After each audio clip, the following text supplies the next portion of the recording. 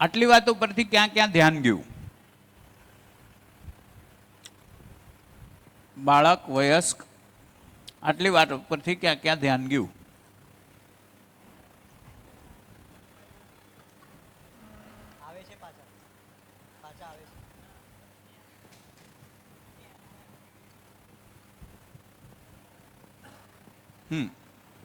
એક હજી આમાં ઉમેરીએ.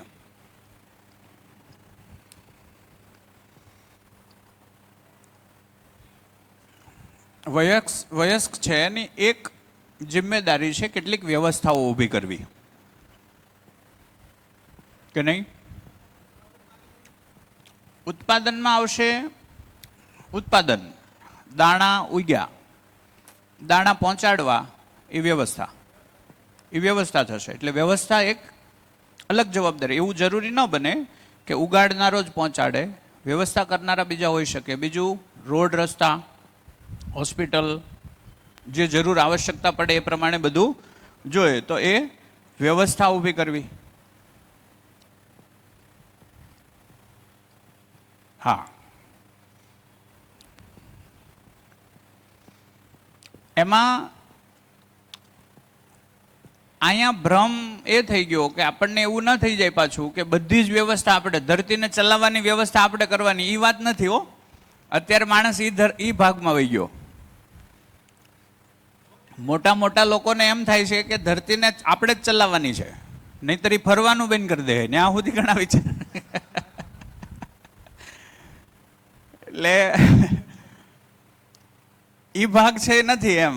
જે માનવીય વ્યવસ્થાઓ છે, ન્યાયના આધારે, ધર્મના આધારે, સત્યના આધારે જાગૃત બની શકાય એ અર્થમાં જે વ્યવસ્થા કરવાની, એ ભોગના અર્થમાં નહીં. અત્યારે જે વ્યવસ્થા ઊભી થઈ કયા અર્થમાં થઈ? અત્યારે જે વ્યવસ્થાઓ ઊભી થઈ કયા અર્થમાં થઈ? કેમ ખબર પડે? કેમ ખબર પડે ભોગના અર્થમાં છે? જેમ કે હોટલો બની એ શેના માટે છે?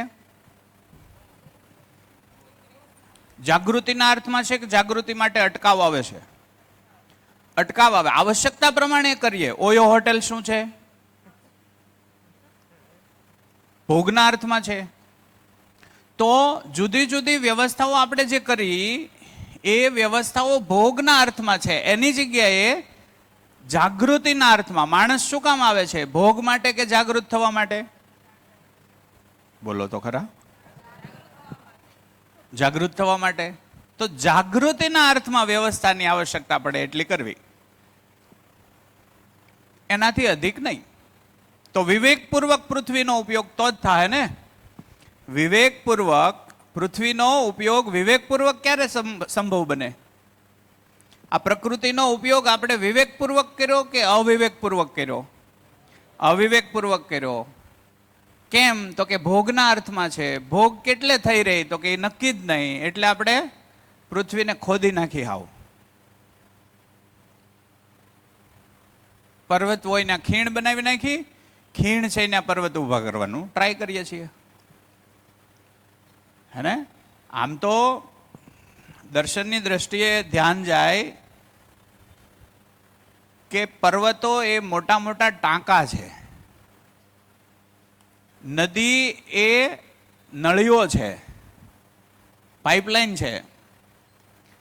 વરસાદનું પાણી ક્યાં સંગ્રહ થાય? પર્વતોમાં. પછી 12 માસ પાણી આપે. એનો મતલબ શું થયો?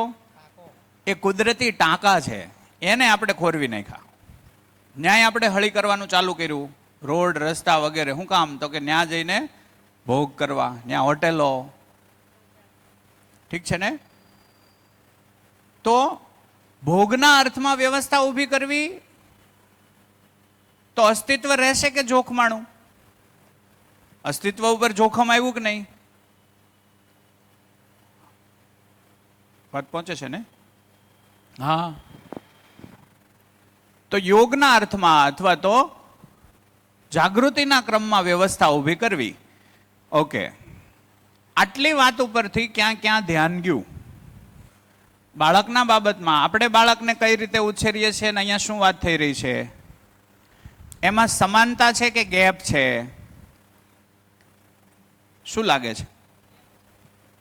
ગેપ છે કે સમાનતા છે? ગેપ છે. ગાવનો ગાળો છે. ગાવનો ગાળો છે. ગાવ એટલે ખબર પડે? કેટલાને ગાવમાં ખબર ન પડે? 3 કિલોમીટર એક ગાવ થાય. પેલા અંતર ગાવમાં માપતા, ખેતર પેલા વીઘામાં ન માપતા, પાટીમાં માપતા. એના પરથી પાટીદાર શબ્દ આવેલો. જે પાટી ધરાવતા હોય, કેટલી પાટીનો માલિક છે એ રીતે ગણતા. તો ઘણા શબ્દો છે. અમે સવારે હસ્તીનું બે વાત કરતા હતા. ઘણા બધા શબ્દો છે ને વસ્તુઓ પરથી જ આવે. જેમ કે અમારી અટક સાવલિયા, તો સાવલી નામનું ગામ છે, ત્યાંથી અટક પડી સાવલિયા.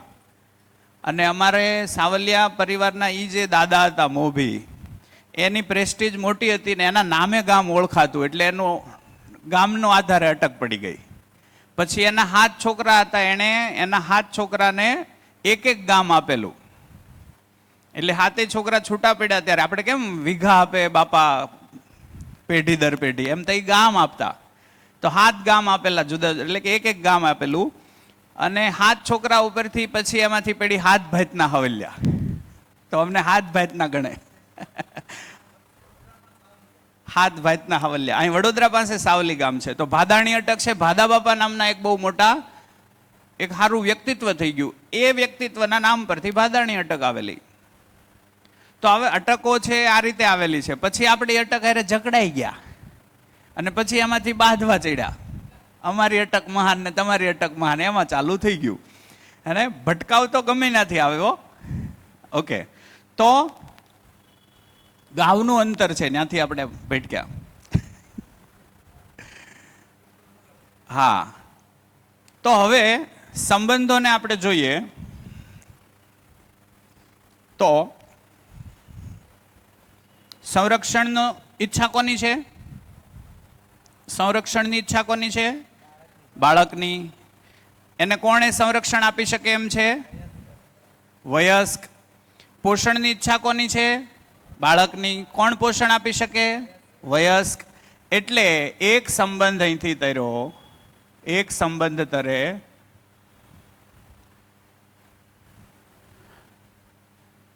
પિતા માતા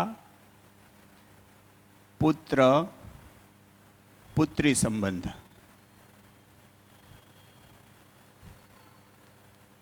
હે ને? માતા પિતા પુત્ર પુત્રી સંબંધ. ખ્યાલ આવી જાય ને? ઠીક છે. એક સંબંધ આવ્યો, માતા પિતા પુત્ર પુત્રી સંબંધ. માતા પોષણનું કામ કરશે, પિતા સંરક્ષણનું કામ કરશે. એટલે આ વયસ્ક છે એ બાળકની આ ઈચ્છાનું, આ વયસ્ક છે માતા, એ બાળકની આ ઈચ્છાને તૃપ્ત કરશે. આ ઈચ્છા એની એ અપેક્ષા પૂરી કરશે. ઠીક છે ને? બીજી એની કઈ ઈચ્છા છે? બાળકની બીજી કઈ ઈચ્છા છે? જાણવું. એની જિજ્ઞાસાને પોષવી. એની જિજ્ઞાસાને પોષવી. તો જિજ્ઞાસાને પોષવા માટે તો કે ગુરુ શિષ્ય સંબંધ.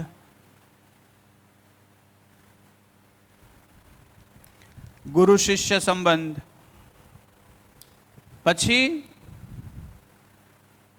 તો કે શીખેલું શીખવશે. શીખેલું એને કોઈને શીખવવું છે. તો મોટા ભાગે બાળકો કોને શીખવે? ભાઈ બહેનને. એટલે એક સંબંધ આવ્યો, ભાઈ બહેન સંબંધ. અથવા તો ભાઈ ભાઈ સંબંધ અથવા બહેન બહેન સંબંધ. ઠીક છે ને? એવી જ રીતે એ બીજું કોને શીખવશે અથવા તો બીજા કોને વહેંચશે? મિત્રોને. એટલે એક સંબંધ છે મિત્ર મિત્ર સંબંધ.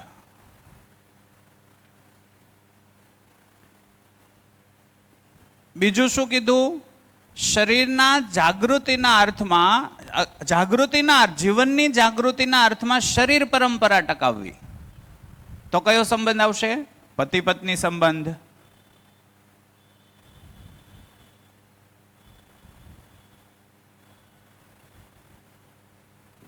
અને બીજું ઉત્પાદન કરશે ને, તો ઉત્પાદન એકલો કરશે કે એની સાથે સાથીઓ હશે? સાથીઓ હશે. એટલે સાથી સહયોગી સંબંધ. સાથી સહયોગી સંબંધ. શિક્ષણ આપવાનું કામ કોણ કરશે? ગુરુ. એટલે શિક્ષણ ઉપલબ્ધ કરાવે એ ગુરુ, શિક્ષણ પ્રાપ્ત કરે એ શિષ્ય. એટલે ગુરુ શિષ્ય સંબંધ. હવે કયું રહ્યું? આવી ગયું ને?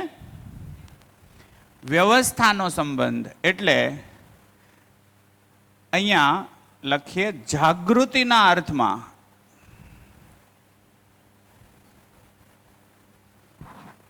આવશ્યક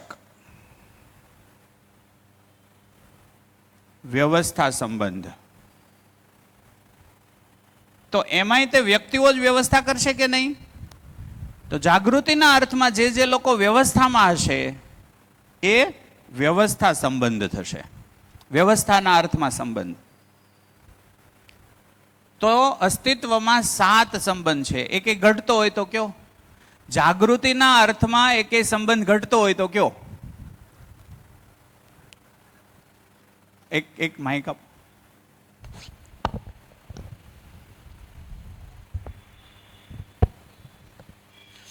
કદાચ હું ખોટો હોઈ શકું.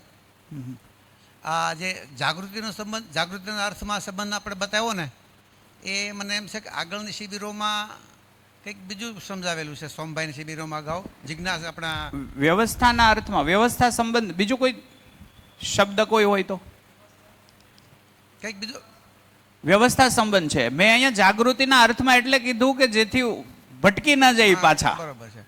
બીજું મૂળ લક્ષ્ય શું છે? જાગૃતિ. અને આપણે એવું કહીએ, આમ તો બધા જ સંબંધ જાગૃતિના અર્થમાં જ છે. એ સિવાય તો સંબંધ ટકશે નહીં. ટકે આજ સુધી નહીં. કેમ? તો કે જાગૃતિના અર્થમાં નથી બંધાણા સંબંધ, એટલે ટક્યા નહીં. હેના અર્થમાં બંધાણા? ખાલી પૈસાના અર્થમાં, ધનના અર્થમાં, પ્રિય હિત લાભના અર્થમાં સંબંધ બંધાણા. એટલે એ સંબંધ ટકાવવા માટે કેટલી મુશ્કેલી પડે છે. એક સંબંધને નિભાવવા માટે કેટલું શોષણ થઈ જાય છે એકબીજાનું. તો સાથી સહયોગી સંબંધ અને વ્યવસ્થા સંબંધ. સાથી સહયોગી બરોબર છે. હા, એ તો પણ આ ઉત્પાદનમાં આવશે. હા, એ સાથી સહયોગી શબ્દ હતો. એકવાર આપણે ચેક કરી લેજો. હા, બરોબર છે. આવી ગયો. એકવાર ચેક કરી લેશું. સાથી સહયોગી તો આવી સાથી ગયો, બરોબર. સહયોગીનો મતલબ એમ થાય જેમ કે હું ખેતી કરું છું, ખેતીના અર્થમાં થતું. તો ખેતી હું એકલો કરીશ કે ક્યારેક ક્યારેક બીજાનો સહયોગ લઈશ? જોઈએ. સહયોગ લઈશ. એટલે સહયોગ લેવાના અર્થમાં સાથી સહયોગી સંબંધ. બીજું, એ મેં ઉત્પાદન કર્યું, હવે એ બીજા એક જગ્યાએથી બીજી જગ્યાએ પહોંચાડવું. કોઈ હોસ્પિટલનું કામ કરશે તો હોસ્પિટલને લગતું કામ, એ વ્યવસ્થા સંબંધ છે. એટલે એને વ્યવસ્થા સંબંધ કીધો છે. પણ આ બધા સંબંધનો મૂળ હેતુ શું? આની પૂર્તિ. આની પૂર્તિ એટલે હું પ્રમાણિત ક્યારે થાય? જાગૃત થાય ત્યારે. એટલે અર્થ જાગૃતિનો જ રહેશે. તો સંબંધ શેના અર્થમાં? જાગૃતિના અર્થમાં. બીજું મારે એમાં કહેવાનું મને લાગે છે કે પ્રકૃતિમાં આપણે આદિમાનવમાં તો આ કોઈ સંબંધો હતા નહીં. આપણે એમ કહી શકીએ કે ભાઈ સંબંધો ઓળખ્યા નહોતા. હા. પછી ધીમે ધીમે સમાજ ડેવલપ થયો અને સંબંધો ઓળખતો થયો. એમાં માતા પિતા, ગુરુ શિષ્ય, ભાઈ ભાઈ, પતિ પત્ની, એ સંબંધો સમજાય. પણ મિત્રના સંબંધો કંઈ પ્રકૃતિમાં હોય એવું ધ્યાનમાં નથી આવતું. એના પર જરા કહેજો.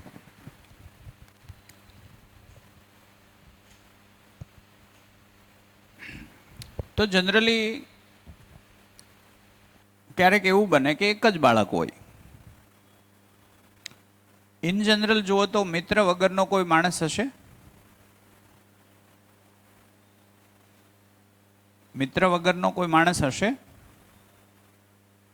શું લાગે? સખીઓ, બહેનપણીઓ, મિત્રો હોય કે ન હોય? હશે જ. તો ઘણીવાર છે અત્યારની સ્થિતિ જ જો જોઈએ તો પારિવારિક સંબંધો છે એમાં તૃપ્તિ ન મળી એટલે મિત્ર સંબંધમાં વધુ પ્રમાણમાં અટાણે છીએ. તો એ સંબંધ તો છે જ, જાગૃત અવસ્થાના ક્રમમાં વ્યવસ્થા ગોઠવાણી ત્યારથી જુઓ તો કૃષ્ણ સુદામાનું ઉદાહરણ લો તોય મિત્ર, રામ છે એનું શબરી સાથે લો તોય મિત્ર, તો સુગ્રીવ અને વાલી છે, સુગ્રીવ અને રામ એ મિત્ર સંબંધ. તો મિત્ર સંબંધ મિત્ર વગર ચાલે નહીં, એવું તો ખરું કે નહીં?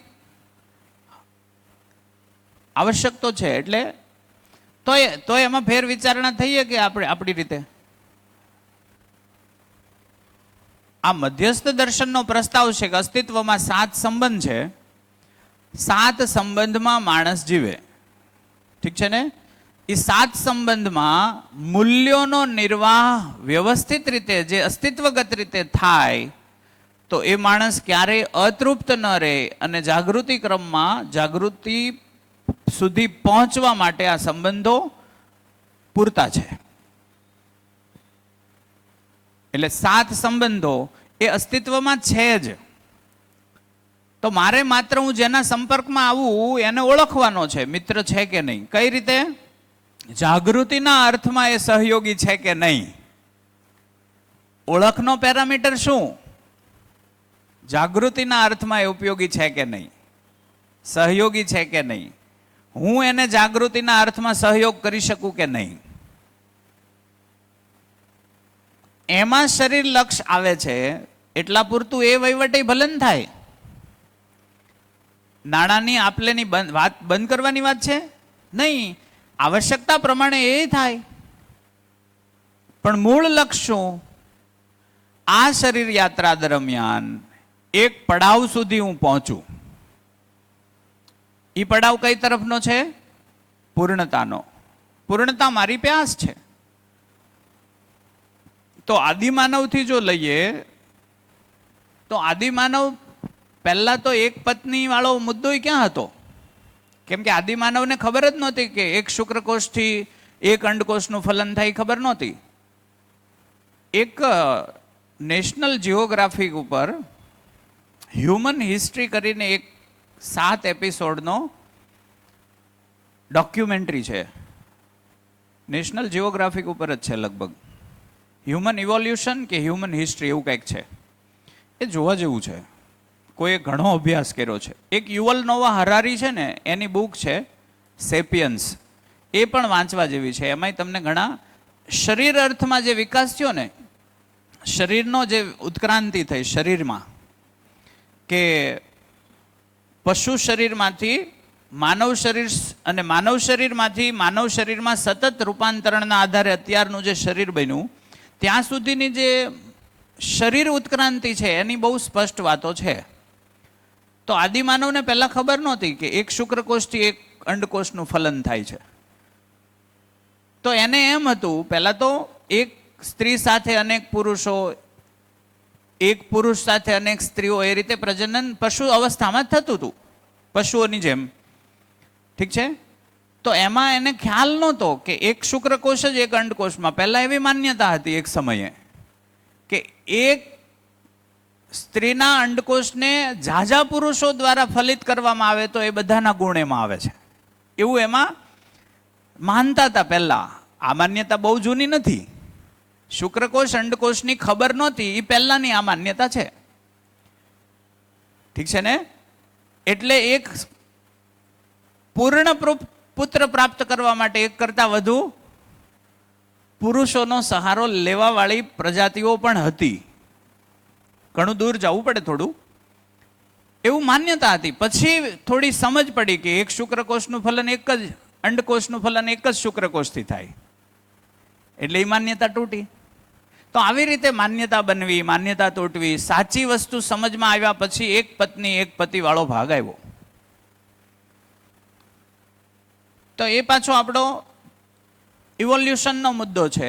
એના ઉપર ક્યારેક પાછા મળશું ને ચર્ચા કરશું કે ભાઈ શરીરની ઉત્ક્રાંતિ કેવી રીતે થઈ ડાર્વિનના વાદ પ્રમાણે. તો એના અર્થમાં માન્યતાઓ જુદી જુદી છે. એ પ્રમાણે માન્યતાઓ બદલતી ગઈ, એમ વ્યવસ્થા બદલતી ગઈ. આજે એક ક્લિયર ખ્યાલ આવ્યો કે માનવ ધરતી ઉપર છે તો એના હોવાનું કારણ શું છે? એને પૂર્ણ થવું છે. પૂર્ણતા માટે છે. એ ખબર કેમ પડે તો આપણે ચકાશું. મને અપૂર્ણતા ગમે કે પૂર્ણતા? પૂર્ણતા એ મારી ઈચ્છા છે. તો એ પ્યાસ ઉપરથી મારા એકમાં છે કે બધાનામાં?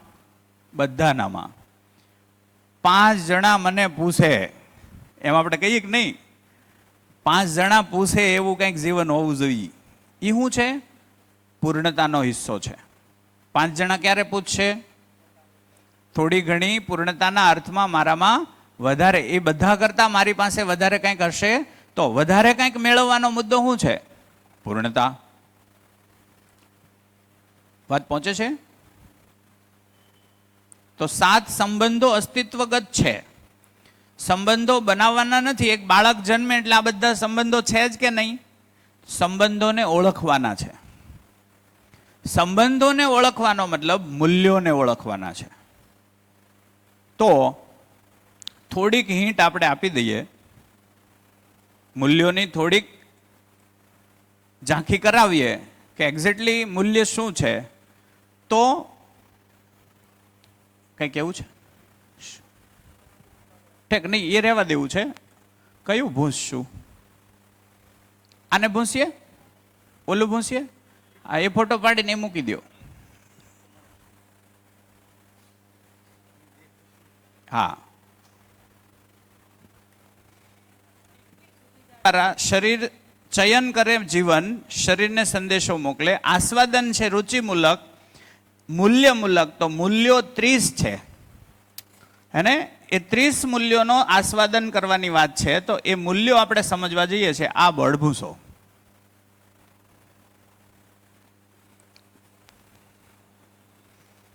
અધ્યયન બિંદુ શિબિર આમ 8-7 દિવસની. અધ્યયન બિંદુ શિબિર 7 દિવસની. 7 દિવસમાં ધીમી ગતિએ પછી આપણે થોડુંક સ્પીડમાં છીએ એટલે પચાવજો ઘેરે. ઓલું તમને એમ થાય સંબંધોની વાત કરવાની હતી ને થઈ નહીં, એટલા માટે આપણે થોડા સંબંધોની એક ઝાંખી આપી દઈએ એટલે આના પછીનો એપિસોડ શું હશે એ જિજ્ઞાસા રહે. હજી પદચક્ર છે. પદચક્ર એ અગત્યનું છે. એમાં સમજાય સંક્રાંત કઈ રીતે થાય. માનવમાંથી દેવમાનવ, દેવમાનવમાંથી દિવ્ય માનવ, એ તરફની ગતિ એ એક્ઝેક્ટલી છે હું એ ધીમે ધીમે ખ્યાલ આવે. હા, તો મૂલ્યો કેટલા છે? 30. એ પણ અસ્તિત્વમાં છે જ. એ બનાવવાના નથી, ઓળખવાના છે.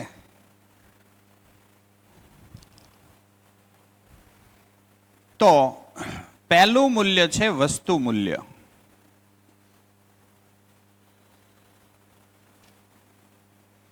દરેક વસ્તુ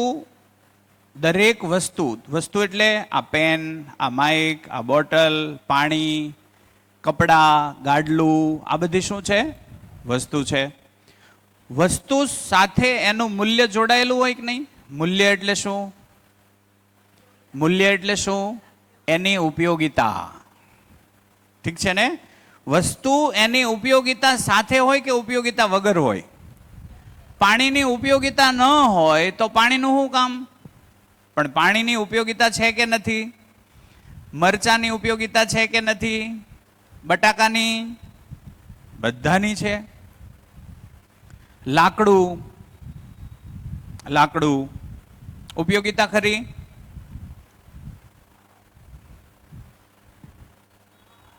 આ તો કયો તો ખરા. કઈ રીતે? કોણ કહેશે? લાકડાની ઉપયોગિતા.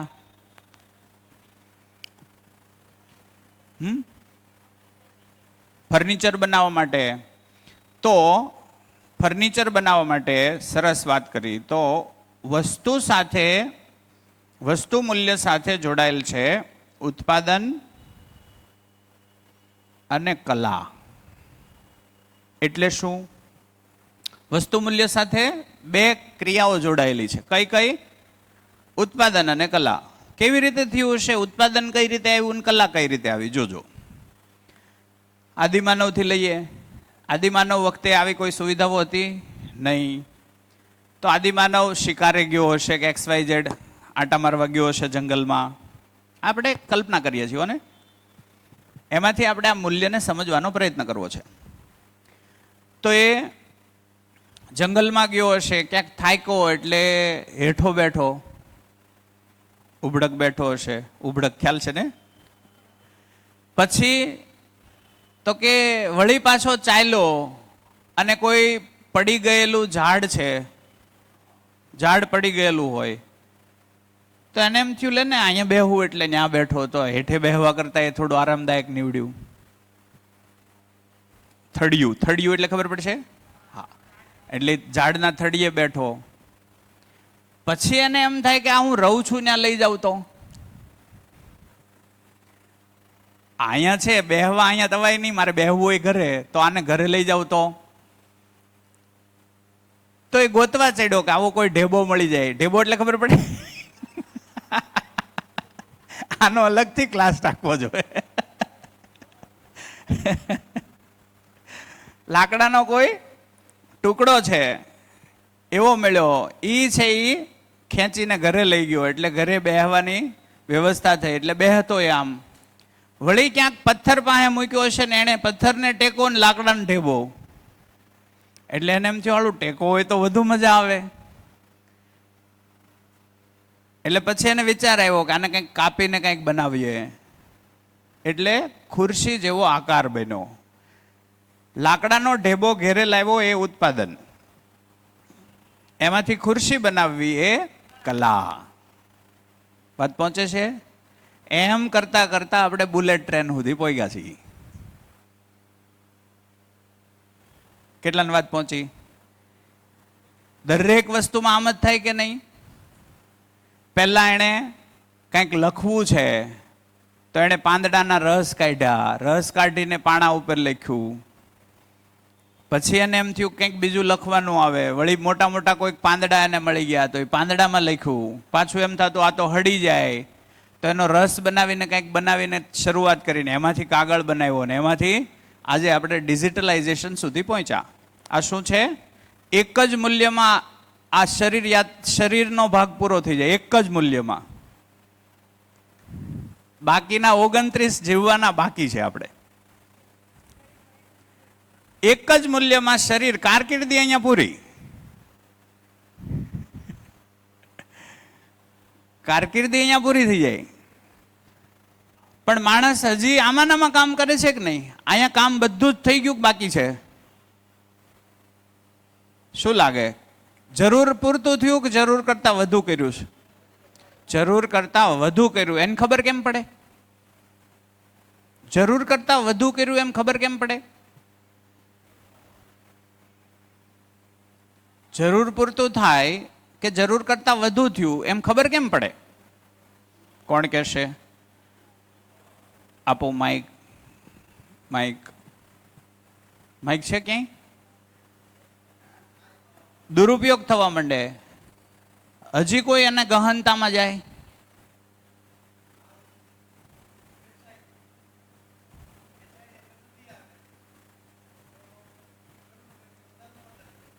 જરૂર કરતા વધારે ઉત્પાદન છે. જેમ કે આમાં વસ્તુઓ લાવશો, ઘર સુધી કે બંગલા સુધી વસ્તુઓ લાવશો, એનું મટીરિયલ આવશે ક્યાંથી?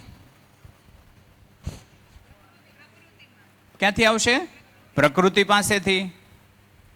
પ્રકૃતિ પાસેથી જ આવશે. એ સિવાય કોઈ સ્ત્રોત છે ખરો? સોફામાં શું વપરાય?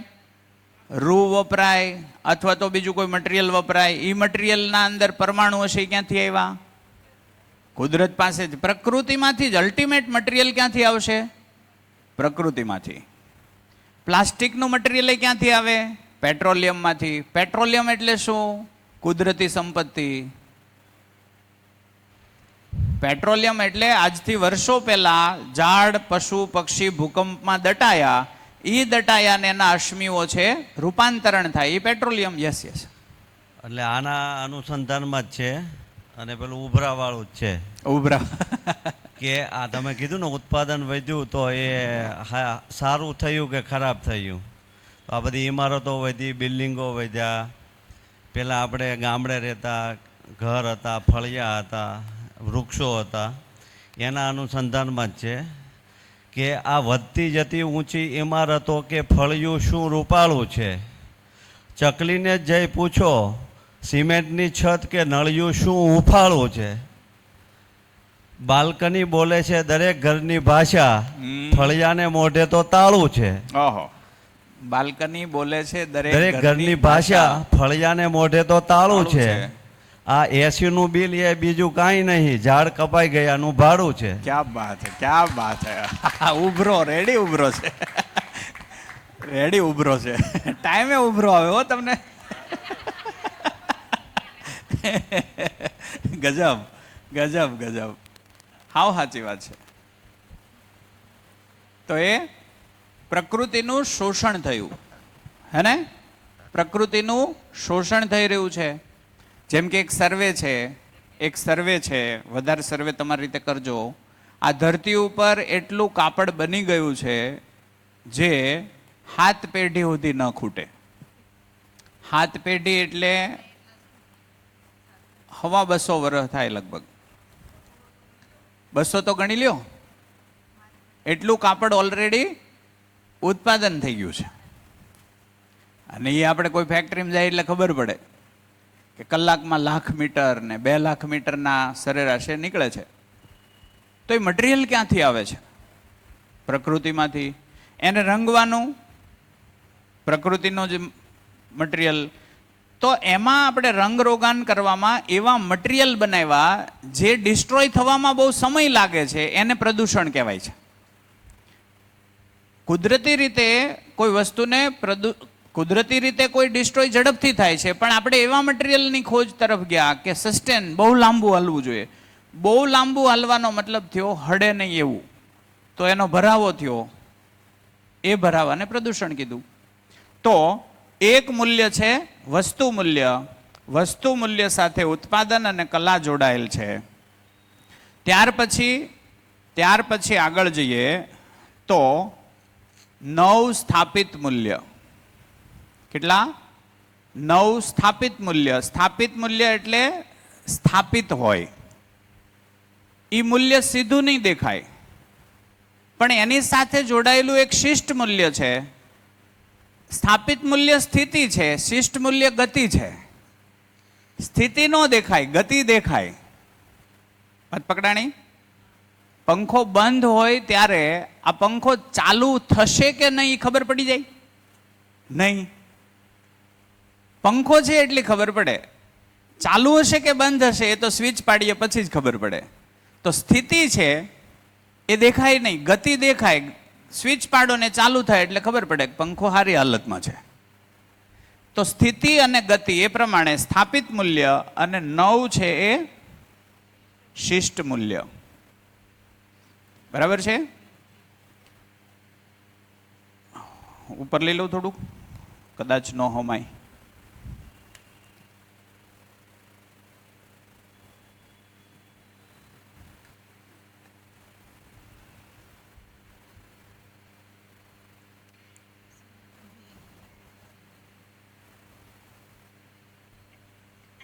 તો પહેલું મૂલ્ય છે વિશ્વાસ.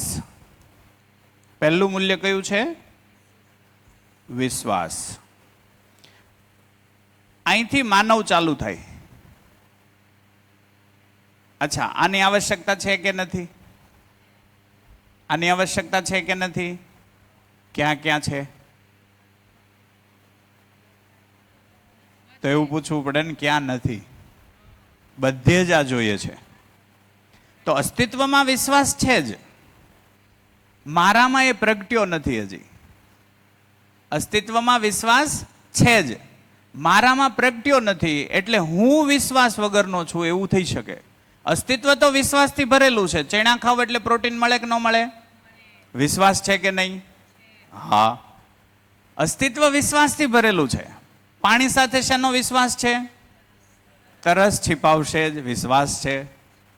તો વિશ્વાસ નામનું સ્થાપિત મૂલ્ય છે, પણ એ વ્યક્તિમાં ઝળકે, વ્યક્તિમાં પ્રવાહિત થાય. એ ક્યારે? તો કે જેમ પાણી તરસ छिपाવવા માટે ભરોસામય છે, એમ વ્યક્તિ પોતાનું સૌજન્ય આપે. સૌજન્યતા એટલે શું? સહયોગ. જરૂર પડે ત્યારે પોતાની ભાગીદારી આપે, એનો ભરોસો હોય. પરિવારમાં આવી આવશ્યકતા છે કે નથી? બાપને સતત દીકરાની જરૂર છે? નહીં.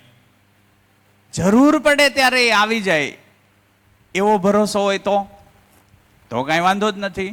તો વિશ્વાસ કઈ રીતે વ્યક્ત થાય? સૌજન્યતાથી. આને આપણે એવી રીતે લઈએ કે પેલું નથી કહેતા આજનું સૌજન્ય આનું છે એમ. તો એણે પોતાનો અર્થનો ઉપયોગ કર્યો. બરાબર છે? તો વિશ્વાસ છે એ દેખાય ક્યારે?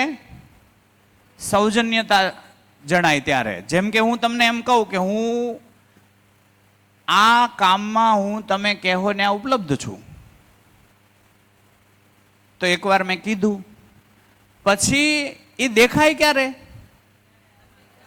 આવશ્યકતા હોય અને હું ના પાડું તો? આવશ્યકતા હોય ને હું ના પાડું, એકવાર ના પાડું ઓકે, બીજી વારે ના પાડું, ત્રીજી વારે ના પાડું, ચોથી વારે ના પાડું, તો શું થઈ જાય? અવિશ્વાસ. વાત પહોંચી? તો સૌજન્યતા એટલે મારું તન મન ધન ઉપલબ્ધ હોય, સહયોગના સ્વરૂપમાં ઉપલબ્ધ હોય. મારી પાસે છે એ જ હું ઉપલબ્ધ કરીશ ને. મારી પાસે ધન નહીં હોય તો હું એમ કહીશ કે ધન નથી, તન અને મન છે, બોલો ક્યાં આવું? વાત પહોંચે છે? તન લઈને જાઓ, મન ન હોય તો વિશ્વાસ આવશે કે નહીં આવે? નહીં આવે. તન મન ધન એમ વાત થઈ. મૂળ કામ કોણ કરશે? વિશ્વાસમાં મૂળ પ્રસ્તુત કોણ થશે? તન મન ધનમાંથી મન. તો 5 જણાને કામે બોલાવીએ, આપણા ઘરે કોઈ નાનો પ્રસંગ હોય, 5 જણાને કામે બોલાવીએ, એમાંથી 4 છે દિલ દઈને કામ કરે, 1 છે એનું મન નો રહે, મન નો હોય, તો આપણને કોના ઉપર ભરોસો બેસે? વાત પહોંચે છે? જે દિલ દઈને કામ કર્યું એના ઉપર એને ફરીને બોલાવવાનું મન થાય કે ન થાય? ઓલામાં મન થાય નહીં. સૌજન્યતા જેના તરફથી મળે ત્યાં જ વિશ્વાસ બેસે. વાત પહોંચી? હવે સૌજન્યતા હેના અર્થમાં પ્રશ્ન આ થાય, આપણે માત્ર વિશ્વાસ એના આધારે પામવાનો પ્રયત્ન કર્યો? હાજી? પ્રેમના અર્થમાં? પ્રેમ તો બહુ શેટો છે હો હજી. પ્રેમે પોગે એટલે વિશ્વાસની ગેરંટી નહીં, ડબલ ગેરંટી, 10 ગણી ગેરંટી થઈ જાય. હું એવું કહી રહ્યો છું કે દાખલા તરીકે એક બાળક છે આવે છે, એને આપણી ઉપર ભરોસો છે કે નહીં?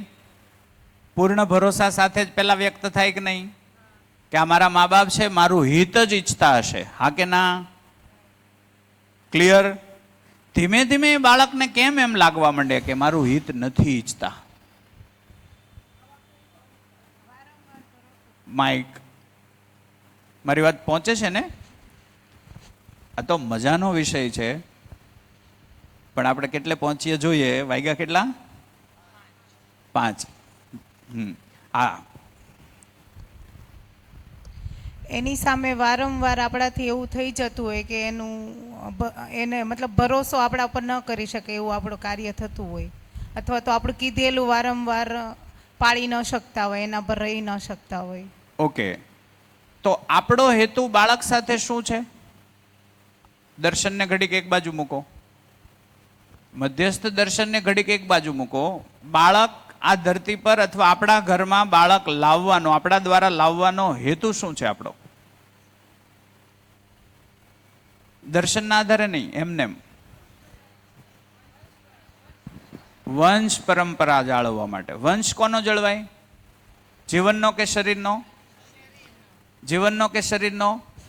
શરીરનો વંશ જળવાય. આવ્યું છે કોણ? આવ્યું છે કોણ? જીવન. હેતુ મૂળભૂત છે કે હેતુ તરી ગયો? તરી ગયો. એટલે વિશ્વાસ રહે છે કે નથી રહેતો? નથી રહેતો. હજી બીજો હેતુ ગોતો. બાળકને લાવવાનો હેતુ શું છે? એક હેતુ કીધું વંશ જળવાય રહી, સહારો. ઠીક છે ને? બાળક મારી પાસે કંઈક અપેક્ષા સાથે આવ્યું છે ને હું પહેલેથી એની સાથે અપેક્ષાથી ભરાયેલો બેઠો છું. આપવાની તો પછી વાત છે. આપું છું ઈ હેના અર્થમાં આપું છું? પૂર્ણ લેવાના અર્થમાં, વ્યાજ સહિત. વિશ્વાસ ટકે કે વહી જાય? એ આવ્યો છે હું કામ? જાણવા શીખવા આવ્યો છે. એ અર્થમાં આપણે સહયોગી થઈએ છીએ ખરા? એ અર્થમાં કાંઈ સહયોગી થઈએ છીએ ખરા કે બ્રહ્મમાં નાખીએ છીએ? આપણે કાંઈ જાણ્યું નથી અને જાણવા દેતાય નથી.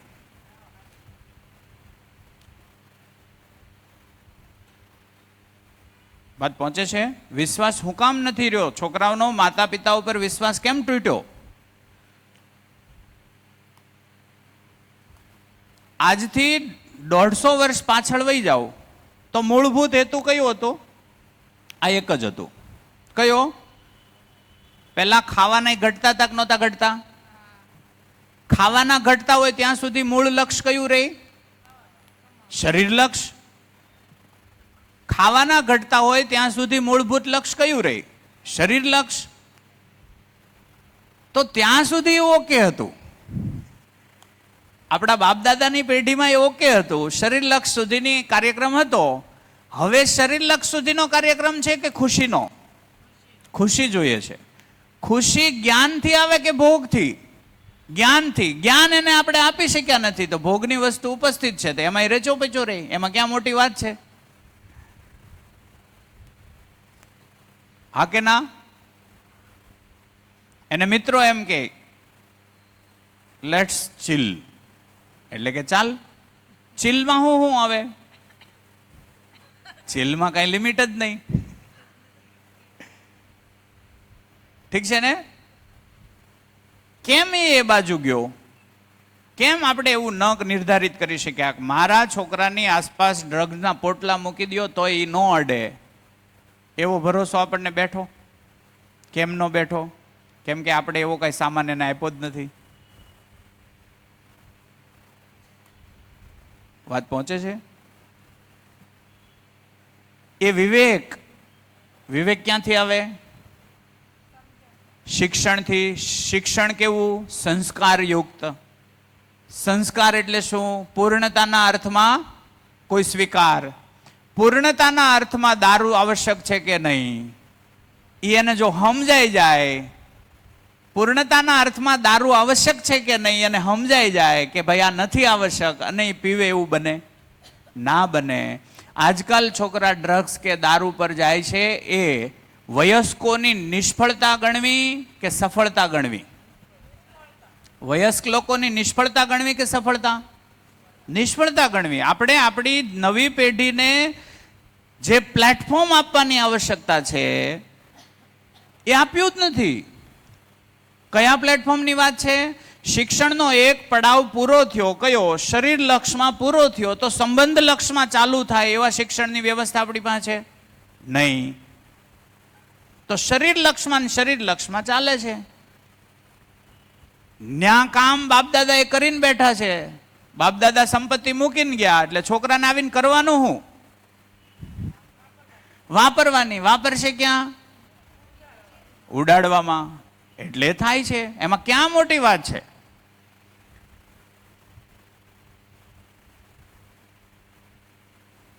તો મનાકારને સાકાર કરવા વાળો એકમ એ કયો પડાવ?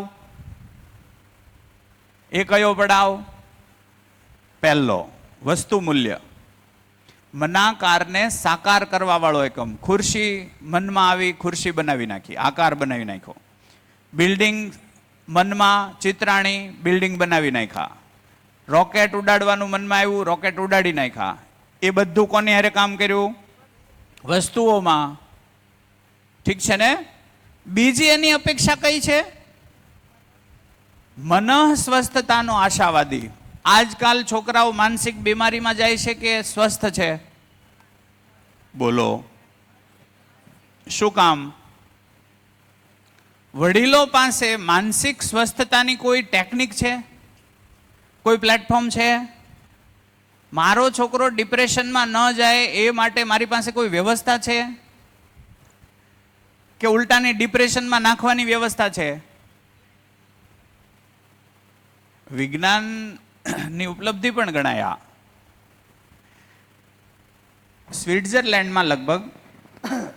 સ્વિટ્ઝરલેન્ડમાં 6 મહિના પહેલા એક સ્યુસાઇડ મશીનની લોન્ચિંગ થયું. સ્યુસાઇડ મશીન ખબર છે? કેપ્સ્યુલ, એને સ્યુસાઇડ કેપ્સ્યુલ લગભગ કહે છે. લીગલી એને અધિકૃત કરવામાં આવ્યું કે ભાઈ લીગલી આમાં કોઈ સુસાઇડ કરવી કરી શકશે. એમાં પહેલી અમેરિકન લેડીએ સુસાઇડ કરી. આમે અમેરિકા પહેલ જ કરે બધામાં. પહેલી અમેરિકન લેડીએ સુસાઇડ કરી.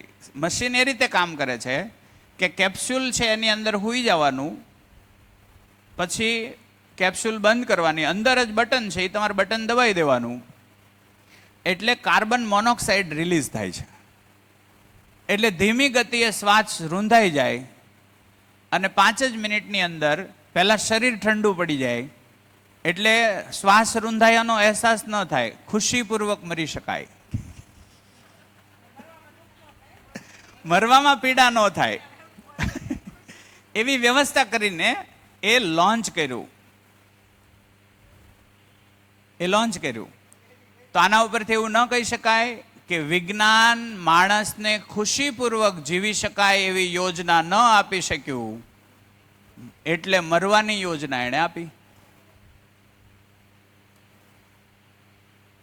આજ નિષ્કર્ષ આવે કે બીજો કોઈ? મરવાની બધી જ સામગ્રી આજ તૈયાર છે કે નહીં? એક બાળક જન્મે તો ખુશીપૂર્વક જીવી શકે એવું પ્લેટફોર્મ તૈયાર છે કે એને 15 વર્ષે પહોંચે ત્યાં સુધીમાં 5-7 વાર તો સુસાઇડ વિચારવી પડે છે? બોલો.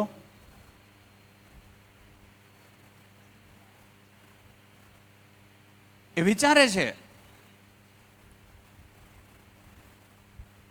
હું એટલા માટે કહું છું કે લગભગ મારે 1 મહિનો ખાલી નથી જતો. કોઈના કોઈ કેસ હોય સ્યુસાઇડના.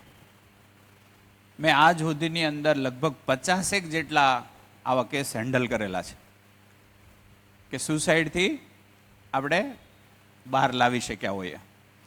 ઘણીવાર મને ઘણા કહે કે તમે એની સાથે વાત કરો, બધા એવિડન્સ હોય, ક્યારેક સુસાઇડ કરી નાખે અને તમે ફસાઈ જાઓ તો એ તઈ જોયું જાહે. મને એવો વિચાર નથી આવ્યો કે મારે વાત ન કરવી. મને સતત એવો વિચાર આવ્યો કે મારે વાત કરવી જ જોઈએ. એટલે મને પાછા ઓળખી લે છે અમુક. હું દિલ્હીથી આ ભણતર પૂરું કરીને આવતો હતો. મારી ટ્રેનના ડબ્બામાં જ એક ભાઈ છે મારી હારે બેઠા હતા. અમારી બેયની નોર્મલ વાતચીત ચાલુ થઈ કે તમે ક્યાંથી છો? મેં કીધું હું સુરતથી છું. તો કે તમે દિલ્હી શું આવ્યા હતા? મેં કીધું હું ભણવા આવ્યો હતો. તો કે તમારી ઉંમર શું? મેં કીધું 46 વર્ષ. તો કે 46 વર્ષે હું ભણવાનું? એટલે મેં પછી એને થોડુંક સમજાવ્યું એટલે એમાં એને રસ પડ્યો. તો એમાં અમે બે ઊંડા ઉતર્યા અને રાતના 2:30 વાગ્યા. પછી કે સર હવે તમે સૂઈ જાઓ. હિન્દી ભાષી હતા, એ સુરત જ આવતા હતા. અને હવે મને થોડુંક અવિવેક લાગે છે. મને તો એ કે ગમે છે પણ અવિવેક લાગે તમને જગાડવા. સારું, મેં કીધું સૂઈ જઈ. સવારે 5 વાગે પાછા એ જાગી ગયા. એટલે હળવળાટ ચાલુ થયો એટલે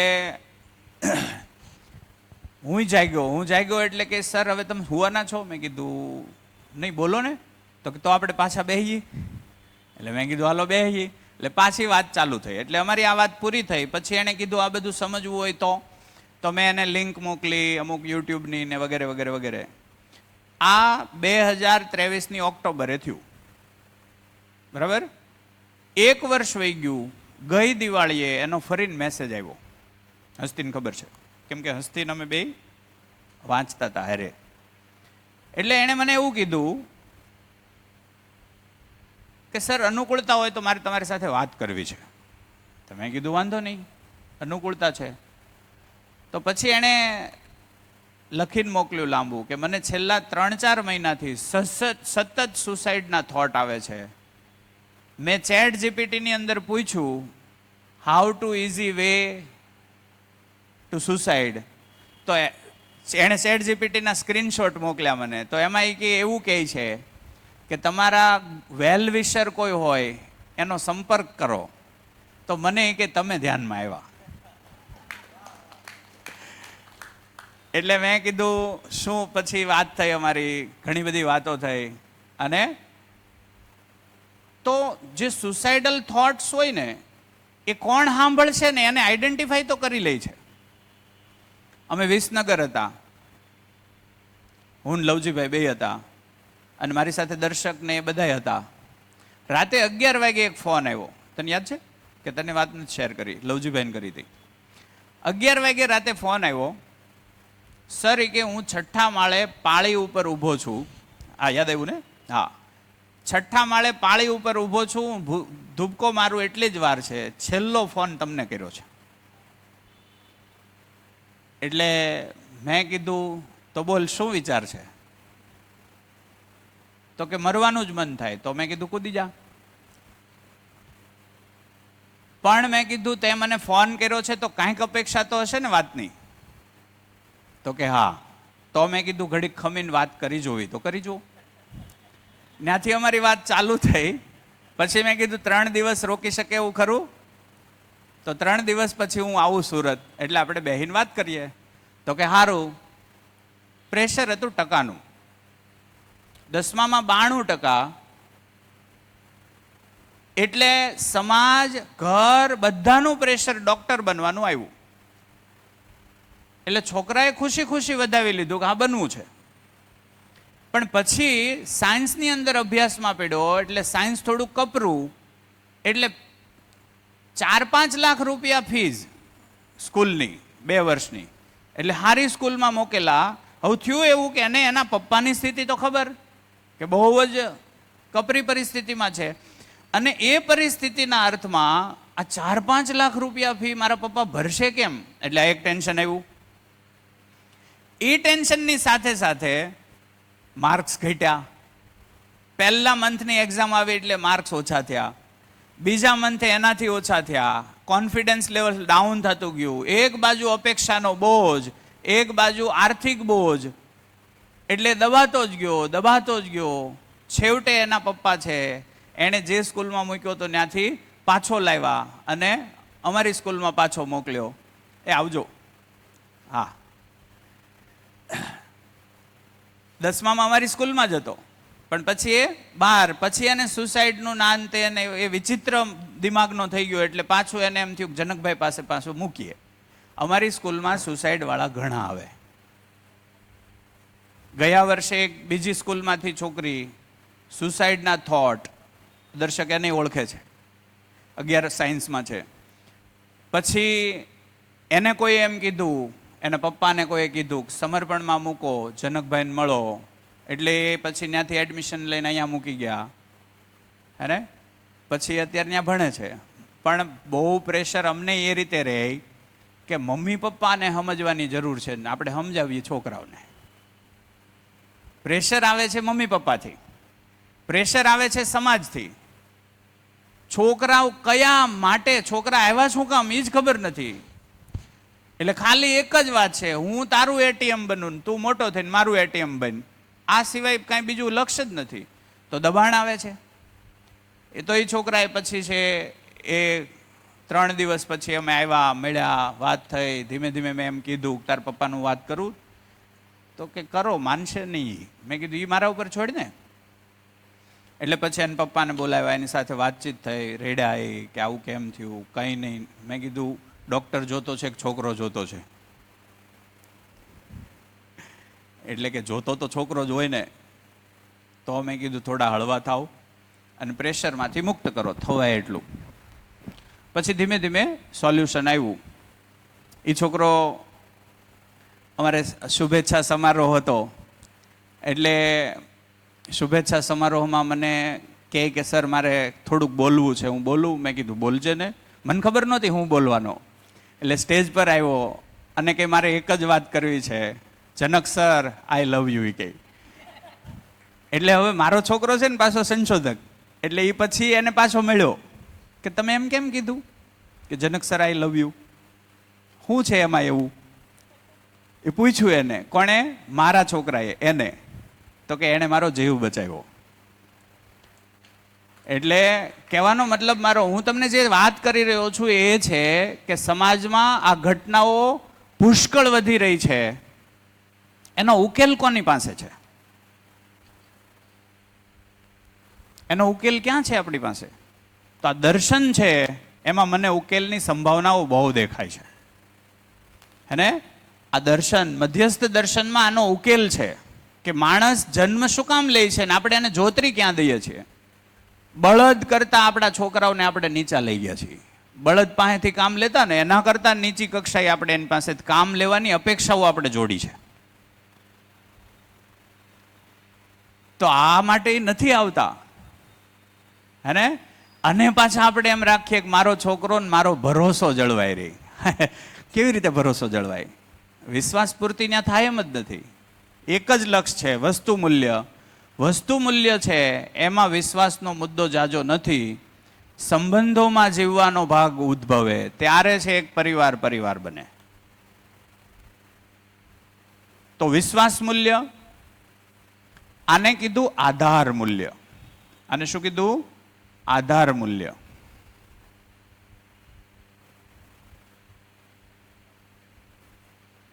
આધાર મૂલ્ય.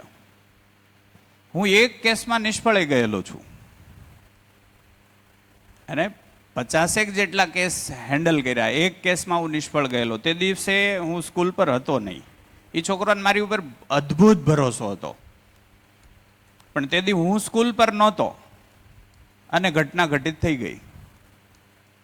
તો એમાં પાછો અમારી ઉપર કેસ થયેલો. એટલે બે ભાગમાંથી હું પસાર થયો. તોય એ પછી તે મેં એ કામ ચાલુ રાખ્યું, કેમ કે એ તો થયા કરે. મને ખબર હોય કે મારો ભાવ સ્પષ્ટ હતો તો ગામને જે હોય એ હોય. મારો ભાવ સ્પષ્ટ હતો એ મને ખબર છે. તો પછી તે સતત મને ઘણાએ પછી કીધું કે એકમાં ફસાણા હતા, હજી હું કામ આ કરો છો? તો તરી જાય તો આમાંથી કયા કોષ્ટકમાં જાવું? અઘરું ને? તો માનવને કોણ જોઈએ? માનવ. તો કોક તો ખભો મળે કે ત્યાં વાત થાય. તો એ છોકરાએ જે ઘટના ઘટિત થઈ એ દિવસે એક છોકરો ને છોકરી ભાગી ગયેલા અને એ પાછા લાવ્યા હતા ને એને સમજાવવા મારે જવાનું હતું. એટલે હું સ્કૂલ પર નહોતો. એટલે આવી ઘટના હતી. હું બહુ શીખ્યો છું. મજાની જિંદગી છે, એક્સપ્લોર કરી છે, રિયલી એક્સપ્લોર કરી છે. ગજબ જિંદગી છે અને મજા આવે છે. તો વિશ્વાસ આધાર મૂલ્ય છે, એ સૌજન્યતાથી દેખાય. આ આધાર મૂલ્ય એટલે કીધું કે બધા મૂલ્યો આના ઉપર જ સ્થાપિત થશે. આ પાયો છે. ઠીક છે ને? બીજું મૂલ્ય છે સન્માન. આમ સન્માન બોલાય. સમ્માન, બધાને સમ ગણીને માન આપવું, સન્માન. આમ સન્માન કહીએ આપણે, હે ને? સમાનતાનો ભાવ. તો સન્માન છે એ કઈ રીતે વ્યક્ત થાય? તો કે સૌહાર્દ્રતાથી. સૌહાર્દ્રતાથી. સૌહાર્દ્રતા એટલે શું? તો કે અસ્તિત્વગત મર્યાદા.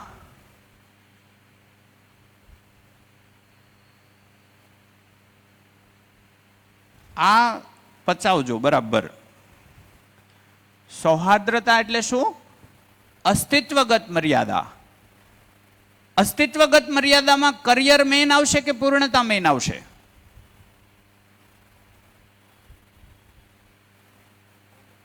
અસ્તિત્વગત મર્યાદા. કરિયર મેઇન આવશે કે પૂર્ણતા મેઇન આવશે? જોરથી. જાગૃતિ મેઇન આવશે, પૂર્ણતા મેઇન આવશે? છોકરો મને હાચવે એ જ અર્થમાં કે ગુણાત્મક પરિમાર્જનના અર્થમાં? ગુણાત્મક પરિમાર્જનના અર્થમાં. અચ્છા, મારામાં કોઈ ગુણાત્મક પરિમાર્જન થયું? 22, 25, 50 વર્ષમાં મારામાં કોઈ ગુણાત્મક પરિમાર્જન થયું નહીં. તો અસ્તિત્વગત મારા મર્યાદા કઈ આવશે નહીં. એટલે મારામાં સન્માન આપી શકે એવો કોઈ ગુણ હશે જ નહીં. કોઈ મને સન્માન આપી શકે એવું કોઈ મારામાં ગુણ નહીં હોય તો મને સન્માન મળશે કે નહીં મળશે? નહીં મળશે. એટલે મારે ભીખમાં સન્માન લેવું પડશે. સન્માન તો જોઈએ છે.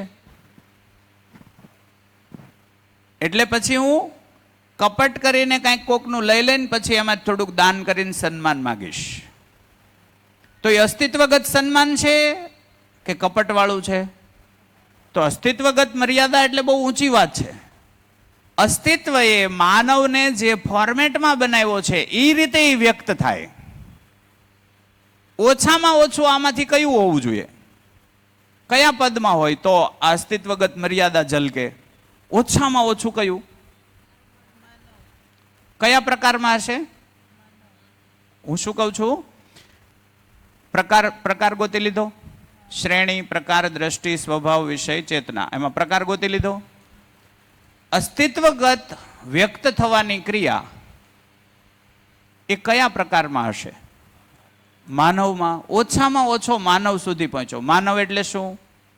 પ્રિય હિત લાભ કે ન્યાય? તો બાળક સાથે ન્યાય શું? બાળક સાથે ન્યાય શું? ખાલી પોષણ સંરક્ષણ કે સંસ્કાર પણ? સંસ્કાર પણ. ખાલી પોષણ સંરક્ષણ કરું અને મને માન મળી જાય એવું થાય? એવું થાય નહીં. હા, બીજો ભાગ એવો નીકળે કે હું પોષણ સંરક્ષણ કરું, મારી પાસે એનાથી વધુ નથી કાંઈ, પણ જેની પાસે છે એવા સ્ત્રોત તો હું ઉપલબ્ધ કરાવું તોય સન્માન રહે. અને તો સન્માન સૌહાર્દ્રતાથી ઝલકે. ત્યાર પછીનું મૂલ્ય છે સ્થાપિત મૂલ્ય સ્નેહ. સ્નેહ નિષ્ઠાથી જાગૃતિના ક્રમમાં પૂરક બનવું. પરસ્પર પૂરકતા હોય, ઉપયોગિતા પૂરકતા, એને નિષ્ઠા કીધી છે. તો સ્નેહ છે એ નિષ્ઠાથી અભિવ્યક્ત થાય. મમતા છે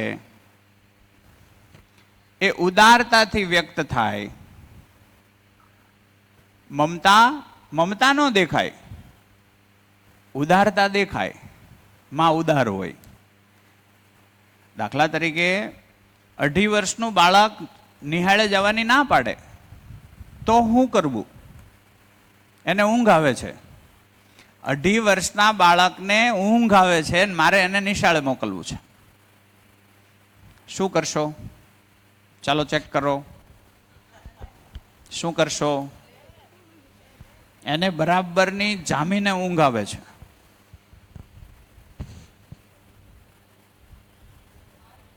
શું કરશો? માઇક લો કોઈ. 2.5-3 વર્ષનું બાળક સ્કૂલ જવા નથી માગતું સવારમાં અને એને મારે રિક્ષા આવીને ઊભી છે ગેટે. એક બાજુ દયા તો આવે છે પણ એમ થાય કે ઈ શિક્ષણ એન કરતા વધારે જરૂરી છે એટલે પરાણે જગાડીને ગમે એમ તૈયાર કરીને મોકલી દે. સુતેલો ખભે. શું ભણાવવા મોકલીએ છીએ? જળ પદાર્થ બધા.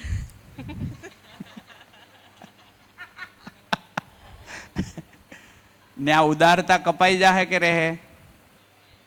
મમતા રહે કે જતી રહેશે? છે ખરા પણ વ્યક્ત નથી થવા દેતા. ઓલું તો હવે વધી જાય છે. તો પહેલો મુદ્દો ન્યાય એ આવે કે 2.5 વર્ષના બાળક માટે ઊંઘ આવશ્યક કે કક્કો આવશ્યક? ચેક કરો. 2.5 વર્ષના બાળક માટે ઊંઘ આવશ્યક છે? ઊંઘ પ્રાથમિકતા કે કક્કો પ્રાથમિકતા? ચેક કરો. તુલન તો થવું પડશે ને. એમને રિક્ષામાં નાખ્યા કરશું તો એ બદલો તો લે હે એક દી.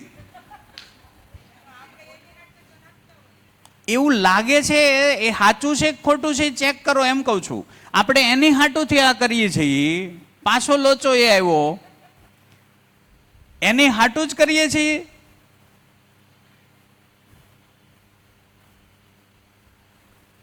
કે એ ભણી ગણીને પૈસા લાવીને મને આપે એવી ઈચ્છા છે, એ ઈચ્છા છે. બીજી કદાચ એ ઈચ્છા નથી તો એ ભણી ગણીને પૈસા વાળો થાય એ ઈચ્છા છે. અચ્છા, ઊંઘ સારી નહીં થાય. 2.5 વર્ષના બાળક માટે પહેલો પડાવ એ જોઈ લો. 2.5 વર્ષના બાળક માટે ઊંઘ આવશ્યક છે કે કક્કો આવશ્યક છે? જોરથી. ઊંઘ આવશ્યક છે. તો પ્રાથમિકતા હેને હોય? ઊંઘને. અચ્છા, અત્યારે કક્કો નહીં શીખે એટલે જિંદગીમાં ક્યારેય કક્કો નહીં શીખે એવું નહીં. કક્કો શીખવા માટે તમે અવેલેબલ છો કે નથી? તમને કક્કો આવડે છે કે નથી આવડતો? તો તમે શાળાએ મોકલીને જ શીખવા માંગો છો. અચ્છા, 3 ધોરણ સુધીનું બાળક ભણે કાંઈ પણ, એ દરેક માતાને આવડતું હોય કે ન આવડતું હોય? તો ઉઠે ત્યારે હું શીખવી દઈશ, રિક્ષાવાળાને કયો જાય. એવું કેમ ન થાય? કેમ કે માં મરી ગઈ છે. માં મરી ગઈ છે. મામાં શિક્ષિકા આવી ગઈ છે. મેં આ કરીને જોઈ લીધું છે એટલે હું તમને દાવા સાથે કહું છું કે આપણાથી થઈ શકે એવી ક્રિયા છે. અમે ઉઠાડ્યા જ નથી કોઈ દિવસ. હુવો. બાળકની માટે ઊંઘથી અગત્યનું કાંઈ ન હોય. પૂછી આવો કોઈ ડોક્ટરને. બેન, સાચી વાત છે કે નહીં? એક બાળક છે, એની અંદર વિકાસ ચાલુ છે. કયો વિકાસ? અસ્તિત્વગત રીતે સમજીએ. 1 મિનિટ હું પૂરું કરી દઉં. અસ્તિત્વગત રીતે સમજીએ. 5 વર્ષનું બાળક થાય અને આપણે 2.5 વર્ષ, 5 વર્ષનું બાળક થાય ત્યાં સુધી એનો શારીરિક વિકાસ કેટલી સ્પીડમાં હોય? કેટલી સ્પીડમાં હોય? મહત્તમ. એના અંગોનો વિકાસ ચાલુ છે. એના શરીરના તમામ પાર્ટ્સ ડેવલપ થતા જાય છે. એની શરીરની રચનાઓ યોજનાબદ્ધ રીતે કામ કરે એ માટે કામ થઈ રહ્યું છે. એટલે એને ઊંઘ વધારે આવે. બાળક હુવે જાજુ. કેમ કે અંદર કોઈ જે એનર્જી જાય છે એ એનર્જીને એ વધુમાં વધુ અંગ ડેવલપમેન્ટમાં વાપરે છે. હાડકાં બને છે, સ્નાયુઓ બને છે, બધું બને છે. હજી આ બનવું આવશ્યક છે કે નથી? છે. આ બનવાનું ચૂકાઈ જાય અને કક્કો શીખી જાય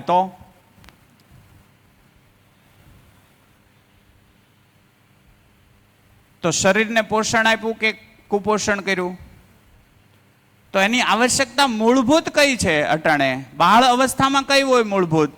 પોષણ, સંરક્ષણ. એને બાળ અવસ્થામાં શીખવું છે એટલું આજની માતા પાસે ન હોય તો મને કહો, છે કે નહીં? અમે આ પ્રયોગ, હું અધિકાર સાથે એટલે કહી શકું છું કે આ પ્રયોગ અમે ઘરે કર્યો. અમારા ઘરે બોર્ડ ને પેન અમે રાખીએ. અમારા ઘરે વ્હાઇટ બોર્ડ છે, પેન છે. જ્યારે જિજ્ઞાસા થાય ત્યારે અમે બેઠા છીએ. ઉઠ્યા પછી એને પ્રશ્ન થાય. હા, મને ઘણીવાર સમજી લો કે એમ હોય કે ભાઈ હું અત્યારે નવરો નથી તો હું સાંજે તને કહીશ. સાંજે આપણે રેડી હોઈએ.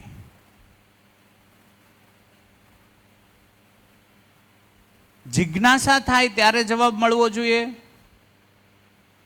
કે એને નથી જાણવું તોય જણાવ્યા કરવાનું? થાય જ. એટલે પહેલા ત્યાંથી લીધું. મૂળ મુદ્દો શું છે ખબર? એને તમારે જે શીખવવું છે એની જ જિજ્ઞાસા થવી જોઈએ એવી અપેક્ષા છે. વાત પકડાણી?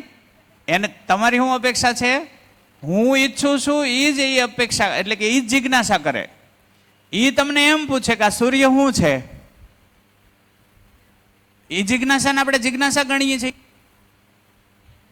એવા વાહિયાત સવાલ પૂછમાં કક્કો શીખ.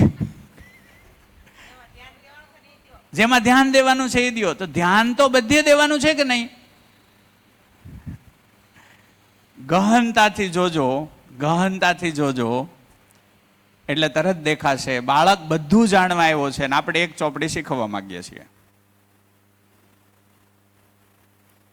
એની જિજ્ઞાસાને તમે આંબી નહીં શકો ને એવી દરેક બાળક પાસે જિજ્ઞાસા છે. આંબી નહીં શકો.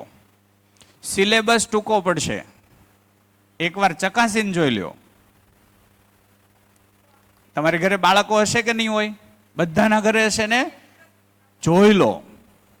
એના સવાલોના જવાબ આપો. ખાવાનું ભૂલી જશે એ ને તમે બે. એટલા સવાલોમાં સવાલ, સવાલોમાં સવાલ, સવાલોમાં સવાલ આવશે. અને એકવાર એને ખબર પડશે કે અહીંયા મારી જિજ્ઞાસા પોષાય એમ છે, એટલે તમને વળગીને જ રહેશે. તમે એમાં આ બધા જ ગુણોનું સિંચન ઓટોમેટિક થાય. ન ખબર હોય ને ના પાડો, મને નથી ખબર, ચાલ સાથે શોધીએ. ન ખબર હોય ત્યાં શું કરશું? ચાલ સાથે શોધીએ. તો એમાં બેયની પૂર્ણતા છે કે નહીં? પણ આજકાલ મોબાઈલ છે એક નવું આપણા ઘરની અંદર સંબંધ ડેવલપ થયો છે. અહીંયા મૂકવો પડે એમ છે. બાળકની જગ્યાએ હારે મોબાઈલ. આપણો સંબંધ બાળક સાથે જાજો છે કે મોબાઈલ સાથે?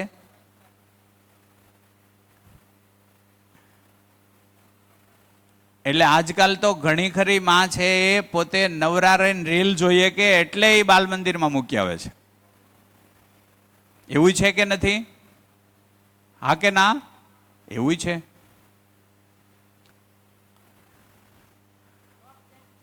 હાજી,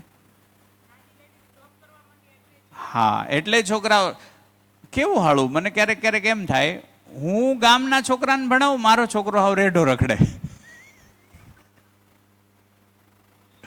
ગામના છોકરા, મને પહેલી વાર આ મુદ્દો છે મારામાં ત્યારે ઝલક્યો કે આખું ગામ મારી પાસે સલાહ લેવા આવે છે શિક્ષણ બાબતની, તો મારામાં કંઈક દમ તો હશે. તો મારો છોકરો મારાથી જ વંચિત રહી જાય તો હું બાપ હું કામનો. એટલે મને એમ થયું કે આ મારી પાસે જ જાજો રહે. બીજું મને એ દેખાણું કે આની જે જિજ્ઞાસા છે, બાળકોની જિજ્ઞાસા જબર હોય, તો એ મને લગભગ 4-5 વર્ષનો હતો ત્યારે એમ પૂછ્યું હતું કે આ ચંદ્ર, સૂર્ય, આ બ્રહ્માંડ કેવી રીતે કામ કરે. સવાલ પૂછ્યો તો એણે, કુંજે. એટલે અમે રાતે 11 વાગે સવાલ પૂછ્યો એટલે બેડરૂમમાંથી બહાર આવ્યા, હુવાવાળા હુઈ જાઓ. અમે બે બેઠા 2:30 વાગ્યા સુધી અમે એ સમજ્યા હતા કે આવી રીતે કામ કરે. તો એમાં મને જેટલી ખબર હતી એટલી મેં કીધી, બાકીનું એની રીતે એ જોવે. એને જ્યારે જ્યારે પ્રશ્ન, બે દીકરા દીકરી બેવું, જ્યારે જ્યારે સવાલ થયા ત્યારે ત્યારે હું ઉપલબ્ધ. આવડ્યું એટલું કીધું, નો આવડ્યું એટલું ના પાડી. એટલે આ બધું જળવાઈ રહ્યું છે અમારા ઘરમાં. તો ખાલી પૈસાના આધારે કુટુંબ બની જાય, પરિવાર બની જાય, એ મેળ બેઠો નથી તો દેખાઈ ગયું છે ને. એટલે વિકલ્પ એક છે, જૂનું પુરાણું ઓલું અકબર ને હુમાયુ વાળું હજી.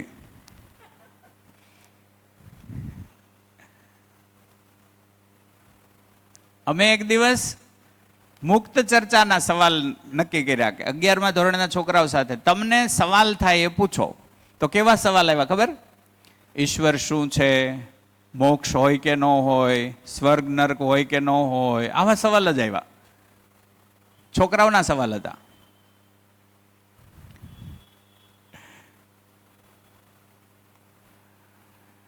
તો ફેર વિચારણાની આવશ્યકતા છે. સરકારની વાટ જોવી તોય જોવો કે સરકાર બદલાવ લાવે તઈ વાટ, અને નહીતર ઓપ્શન ખડો થઈ જાવ, પોતે જ વિકલ્પ બની જાવ. એ બનવામાં કઈ વાર લાગે એવું છે? એમાં મારી પૂર્ણતા સમાયેલી છે કે નહીં? હું મારા બાળક માટે ઉપયોગિતાની ભૂમિકામાં આવી જાઉં, એમાં મારી પૂર્ણતા છે કે નહીં? હા, હું તો અહીંયા આવ્યો છું, હું કામ? પૂર્ણતા માટે. તો બે એકબીજાને પૂરક થઈ જાય, ઉપયોગિતા પૂરકતા સાથે ગોઠવાઈ જાય એમ છે. એટલે હું એમ કહું, આજ કયું ઘર હશે કે જેમાં કોઈ કોલેજ કરેલ નહીં હોય? કોલેજ કરેલ ન હોય એવું ઘર કયું? તમારા ભણતરનો મહત્તમ ઉપયોગ તમારા બાળકને થવો જોઈએ, એવું માનો છો કે નથી માનતા? મારા ભણતરનો મહત્તમ ઉપયોગ મારા બાળકમાં થવો જોઈએ, એવું હોવું જોઈએ કે નહીં? હવે જોઈ લો, તમે તમારા ભણતરનો તમે ઉપયોગ કર્યો બાળકમાં કે નહીં, એને જોઈ લો. જો નથી કર્યો અને તમે વિશ્વાસની અપેક્ષા રાખો છો તો નહીં મેળાવે.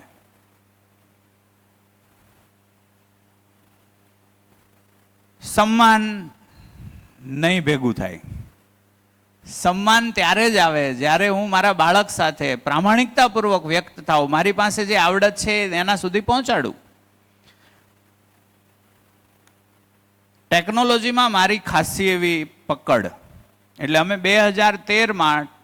2013ની અંદર અમે ટેબ્લેટવાળી સ્કૂલ બનાવેલી, સમર્પણ ટેકનો સ્કૂલ, ટેબ્લેટ આધારિત.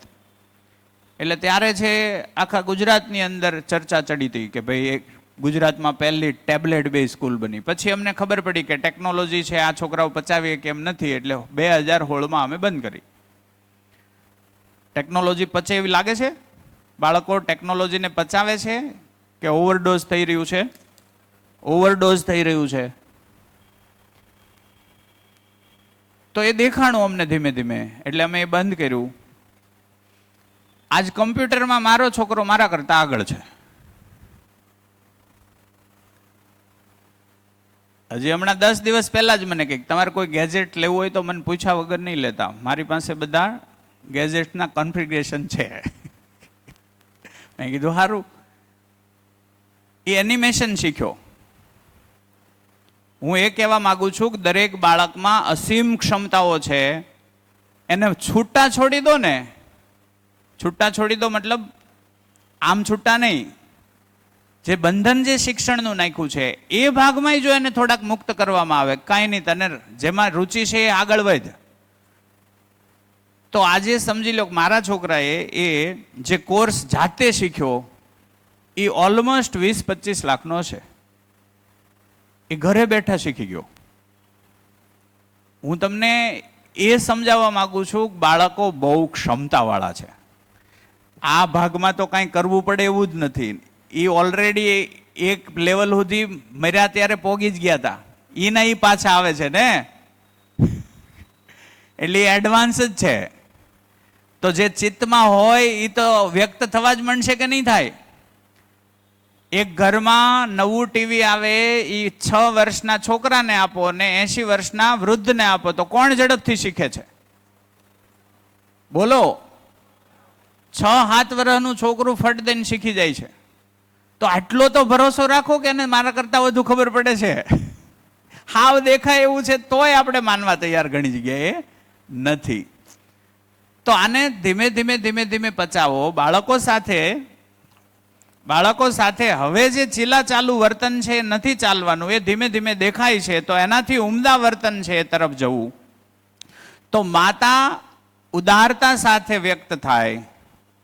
એક માતાને એટલી ખબર હોવી જોઈએ કે બાળક માટે, 3 વર્ષના બાળક માટે પહેલું આવશ્યકતા શું, 4 વર્ષના બાળકની પહેલી આવશ્યકતા શું, 5 વર્ષના બાળકની પહેલી આવશ્યકતા શું. 6 વર્ષે સ્કૂલે બેહાડવાના નિયમ હતા. કેટલાને ખ્યાલ છે? શું કામ? 6 વર્ષ સુધીમાં એનો શારીરિક વિકાસ પૂરતા પ્રમાણમાં થઈ જાય. હવે એ વખતે એ આંગળીઓના કોઈ વસ્તુ વ્યવસ્થિત પકડવી, એનો મરોડ કરવો એ વિકાસના દાયરામાં હોય. ત્યારે એને પેન પકડાવવાની. એના અર્થમાં 6 વર્ષ હતા. પણ આપણે શું થયું, મારો છોકરો પાછળ ન રહી જાય એટલે કોઈએ 5 વર્ષે મૂકી દીધો, કોઈએ 5 વર્ષે મૂક્યો તો કોઈએ 4.5 વર્ષે તૈયારી દાખવી. એમ કરતા કરતા અત્યારે ગર્ભાવસ્થામાં તે એજ્યુકેશન ચાલે છે ને. અચ્છા, ગર્ભાવસ્થામાં જે સંસ્કાર આપવાની વાત છે એ કયા સંસ્કાર આપે છે? આમાં ક્યાં ગયું? પ્રિયહિત લાભના સંસ્કાર હશે કે ન્યાય ધર્મ સત્યના? પતી ગયું. પછી છોકરો બહાર આવીને ભોગ નહીં કરે તો શું કરશે? પહેલેથી સંસ્કારની મને ખબર નથી અને હું ગર્ભમાં જ કંઈક આરોપિત કરું છું. સંસ્કારની મને જ ખબર નથી અને હું ગર્ભમાં જ એને કંઈક આરોપિત કરું છું. આ તો અન્યાય થયો કે ન્યાય થયો? ન્યાય થયો કે અન્યાય થયો? અન્યાય થયો. કમસે કમ હું એને આવવા દઉં, સ્વતંત્ર છોડું થોડો. અને એની મૌલિકતા છે એના ઉપર પ્રક્ષેપણ ખોટા ન થાય એ આવશ્યક છે. તો મમતા, કેટલા વાગ્યા? કેટલા? 5:45. આપણે અજયભાઈને 2 મિનિટ કામ છે. મમતા ઉદારતા સાથે વ્યક્ત થાય. વાત્સલ્ય સહજતા સાથે વ્યક્ત થાય. સહજતા એટલે શું? ઉંમરનો ભેદ ન હોય, નર નારીનો ભેદ ન હોય એ રીતે સહજતાપૂર્વક વ્યક્ત થવું, અને સહજ રીતે વ્યક્ત થવું, આ બાપનું મૂલ્ય છે. વાત્સલ્ય બાપ પિતાનું મૂલ્ય છે,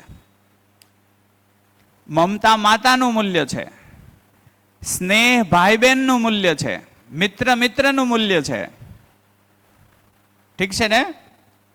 સન્માન બધા માટેનું છે. સન્માન બધા પ્રત્યેનો ભાગ છે. વાત્સલ્ય સહજતાપૂર્વક, મને ન ખબર હોય ત્યાં હું ના પાડું તો સાચો બાપ, ન ખબર હોય તો ધરબી દઉં, તો શું મરી ગયું? સહજતા મરી ગઈ. આડંબર સાથે વ્યક્ત થયો કે સહજતાથી? મને ન ખબર હોય છતાંય હું કંઈ કહું બાળકોને, બાળક મને પૂછે, મને ખબર નથી, છતાં મેં એને કંઈક કીધું, એમાં આમ જ હોય. તો મેં સહજતાપૂર્વક હું અભિવ્યક્ત થયો કે અભિમાનપૂર્વક? તો મેં મારા બાળકનો વિશ્વાસ તોડ્યો કે જાળવ્યો? મેં તોડ્યો એટલે એ તોડશે. આમાં સીધી જ વાત છે. ઠીક છે ને? વાત્સલ્ય, સહજતા, કૃતજ્ઞતા, અને કૃતજ્ઞતા વ્યક્ત થાય સૌમ્યતાથી. આમાં બહુ હવે ઝડપથી જઈએ એટલે થોડું પૂરું થાય. કૃતજ્ઞતા સૌમ્યતાથી વ્યક્ત થાય. ગૌરવ સરળતાથી વ્યક્ત થાય. સરળતા વગર ગૌરવ ન મળી શકે. સરળતા, હે, એને આપણે પછી પાછા મળશું ત્યારે આ દરેક છે એને જોશું, પચાવશું બરાબર. શ્રદ્ધા પૂજ્યતા સાથે વ્યક્ત થાય. અને પ્રેમ એ અનન્યતા સાથે વ્યક્ત થાય. અન્ય કોઈ અન્ય નથી, બધા જ મારા છે, બધાનો હું છું. અનન્યતા, અનન્યતા, હે ને? પ્રેમને પૂર્ણ મૂલ્ય કીધું છે.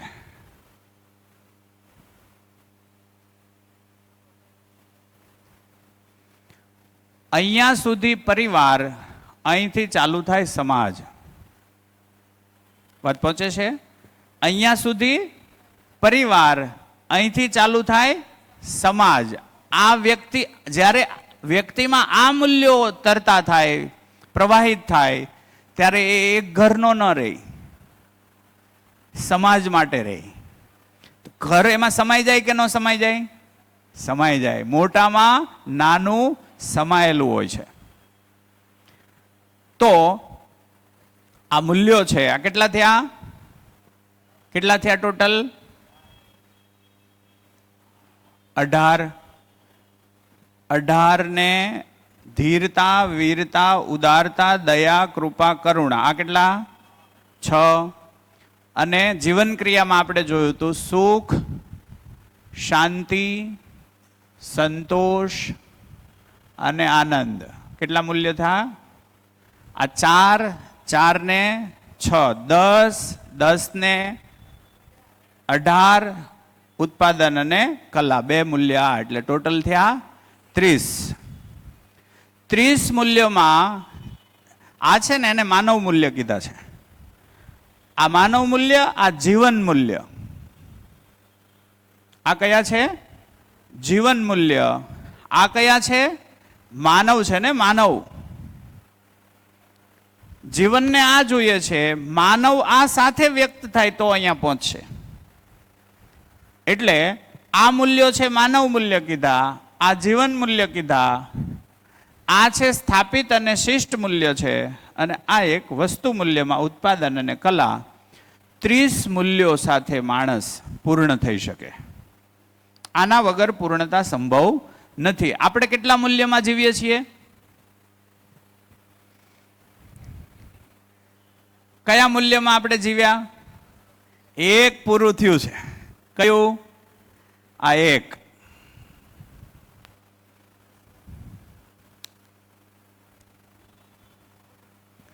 અને એ શરીરે પૂરું થાય. તો ધન્યવાદ. નમસ્કાર. ફરી પાછા કંઈક પ્લાનિંગ કરીને અહીંથી આગળ વધશું. આશા રાખું છું કે તમારી અપેક્ષા પ્રમાણે પહોંચ્યું હશે અને તમે તમારો બહુ અગત્યનો સમય કાઢીને અહીંયા આવ્યા હો ત્યારે તમારી એક અપેક્ષા હોય, તો એ અપેક્ષા ચરિતાર્થ થઈ હશે એવી આશા સાથે ધન્યવાદ.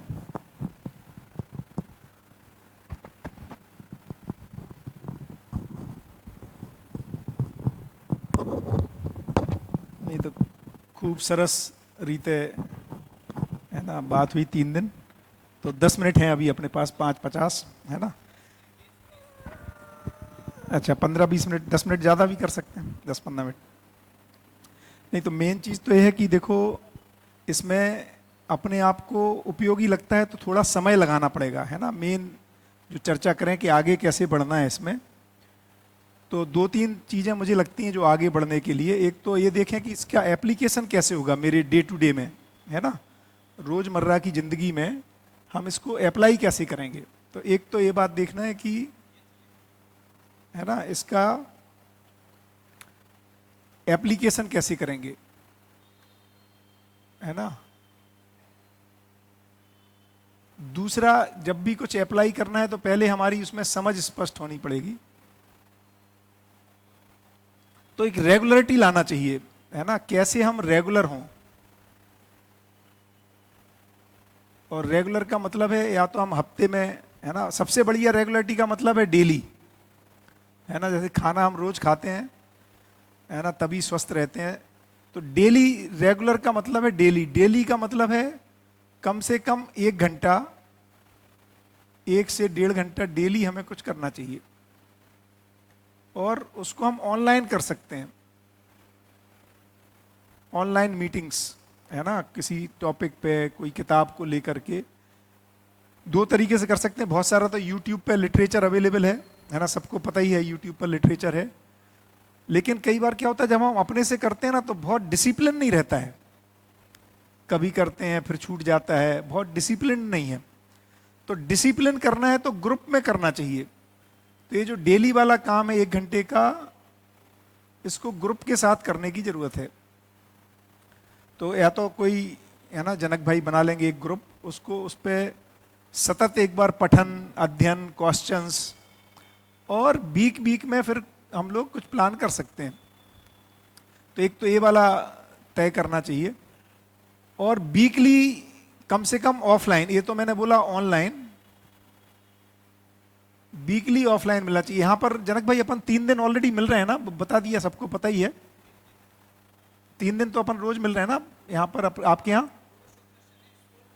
स्कूल पर, है ना, गुरुवार, शुक्रवार और शनिवार, 3 दिन ना. कितने बजे से कितने बजे, क्या टाइमिंग है? हाँ एक बार आप बता दें, क्योंकि मैं क्या कह रहा हूं, उस ग्रुप को कनेक्ट रहना पड़ेगा. कनेक्शन नहीं रखेंगे तो फिर छूट जाएगा ये. હા, તો ગુરુ શુક્ર શનિ મધ્યસ્થ દર્શનનું પહેલું પુસ્તક અત્યારે ચાલી રહ્યું છે. ગુરુ શુક્ર શનિ સાંજે એટલે કે રાત્રે 9:30 થી 10:15, 10:30 છે ને, 10:15. તો 10:30 થી 10:15 એટલે 9:30 થી 10:15, 2 hours, 8:45 થી 10:45. તો 2 કલાક નિયમિત અમે મળીએ છીએ. એમાં પઠન ચાલે છે. એની અંદર જે ચર્ચા થાય છે બહુ ગહન રીતે થાય છે. કેટલા લોકો આવે છે આમાંથી? એ લોકોને ખ્યાલ છે કે એ ચર્ચા કેટલી લાભદાયી અને ફળદાયી છે. હા, बढ़िया. तो एक तो ये हो गया. दूसरा, एक ऑनलाइन का कुछ शुरू कर दें, है ना, हफ्ते में 1 दिन, है ना, जिसमें आप अवेलेबल रहें और लोग जुड़े एक ग्रुप बना के. तो उसमें Q&A कर सकते हैं, या इनके लिए कोई 1 दिन कर दें. इसके पास से कोई राय ली जाए कि हाँ, या आप क्या लोग बताओ चाहते हैं? कैसे ऐसा भी कनेक्टेड हो रहना सकता है. चाहते हो, ये भी सबसे बढ़िया है. कितने लोगों को लग रहा है कि समझने का तो बाकी है हमको, समझने जैसा है, और कैसे, अब आप समझने बताओ, जैसा है ऐसा कुछ लग रहा है. ओके, अब आप बताओ कैसे अब आप कनेक्ट बताओ करना कैसे चाहते हो. हो पाएगा. नहीं तो आप भूल क्या जाओगे, चाहते हैं? जी, भूल जाओगे, फिर लगेगा हमने परिचय शिविर भी किया, 3 दिन ये किया. उसका जो प्रभाव होना वो तो रहेगा, स्वाभाविक है, बट कंटिन्यूटी चाहिए ऑनलाइन ना. तो ऑनलाइन कैसे रोज जुड़ सकते हैं, या हफ्ते में 2 दिन, शुरू में मुझे लगता है हफ्ते में 1 दिन भी करें तो भी चलेगा, कैसे जैसे आप लोगों को लगता हो. हफ्ते में एक दिन करें ना, तो 1-1.5 घंटे का कोई एक ऑनलाइन सेशन शुरू कर दें, તો संडे टू संडे। દર્શકભાઈનો નંબર, દર્શકભાઈ નંબર લખો તમારો। या जे ऐसी- लोगों, हाँ हाँ, हाँ, जो लोग जुड़ना जो चाहते लोग जुड़ना चाहते हैं वो बुधवार तक हैं, भेज दें उसमें। इस नंबर पर आप बोल देना। नंबर क्या है? 9081208386। बढ़िया, तो इस पे मैसेज પાંચ डाल પેલો दें। 5 ભૂસી નાખ ને, નહીતર બસ। તો દર્શકભાઈને તમે જાણ કરી દેજો કે અમે જોડાવા માંગીએ છીએ, તો અમે એક ગ્રુપ બનાવી અને એનું કંઈક વ્યવસ્થા કરશું। ઠીક છે ને? इसमें इसमें मेनली क्या करेंगे, सारे क्वेश्चन आंसर जो भी हमें जीने में दिक्कत आ रहा है, हमने जो सूत्र पढ़े, और कुछ चर्चा दर्शन पे आधारित, है ना, तो उससे एक कंटिन्यूटी बनेगी। और कभी भी इस ग्रुप में तो आप कभी भी ज्वाइन कर सकते हो, जब भी समय मिले, हालांकि रेगुलर रहने से ज़्यादा अच्छा है ना, बट आ तो सकते हैं क्योंकि आपने यहाँ तक कर लिया है। बढ़िया, तो मुझे तो लगता है, मुझे तो इतना ही कहना था, 5-7 मिनट में ये चर्चा हो सकती है। कोई भी क्वेश्चन हो तो अपन मैं ले सकता हूँ 1-2, यदि किसी का कोई क्वेश्चन हो, कोई भी सवाल। हाँ जी,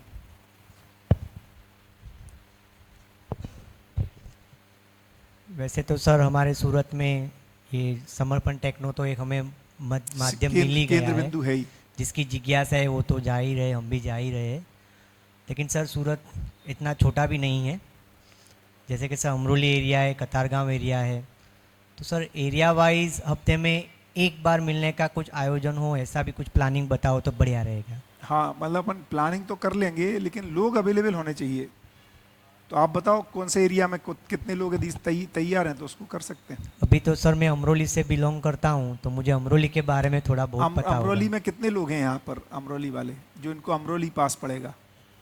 तो एक ही जन है, तो 2-3 तरह, तो 5 बाकी 4 के 2 5 लोग आज आए नहीं है। हैं। अच्छा, तो 6 लोग हैं, तो आप एक 6 ग्रुप से बना 7 के, लोग। बढ़िया है, बहुत ही अच्छा रहेगा। छोटे ग्रुप में बैठें, चर्चा करें, और यदि कुछ क्वेश्चन आते हैं उसमें से जो कि नहीं हैंडल हो रहे हैं, तो वो उसके लिए हम लोग उपलब्ध हैं।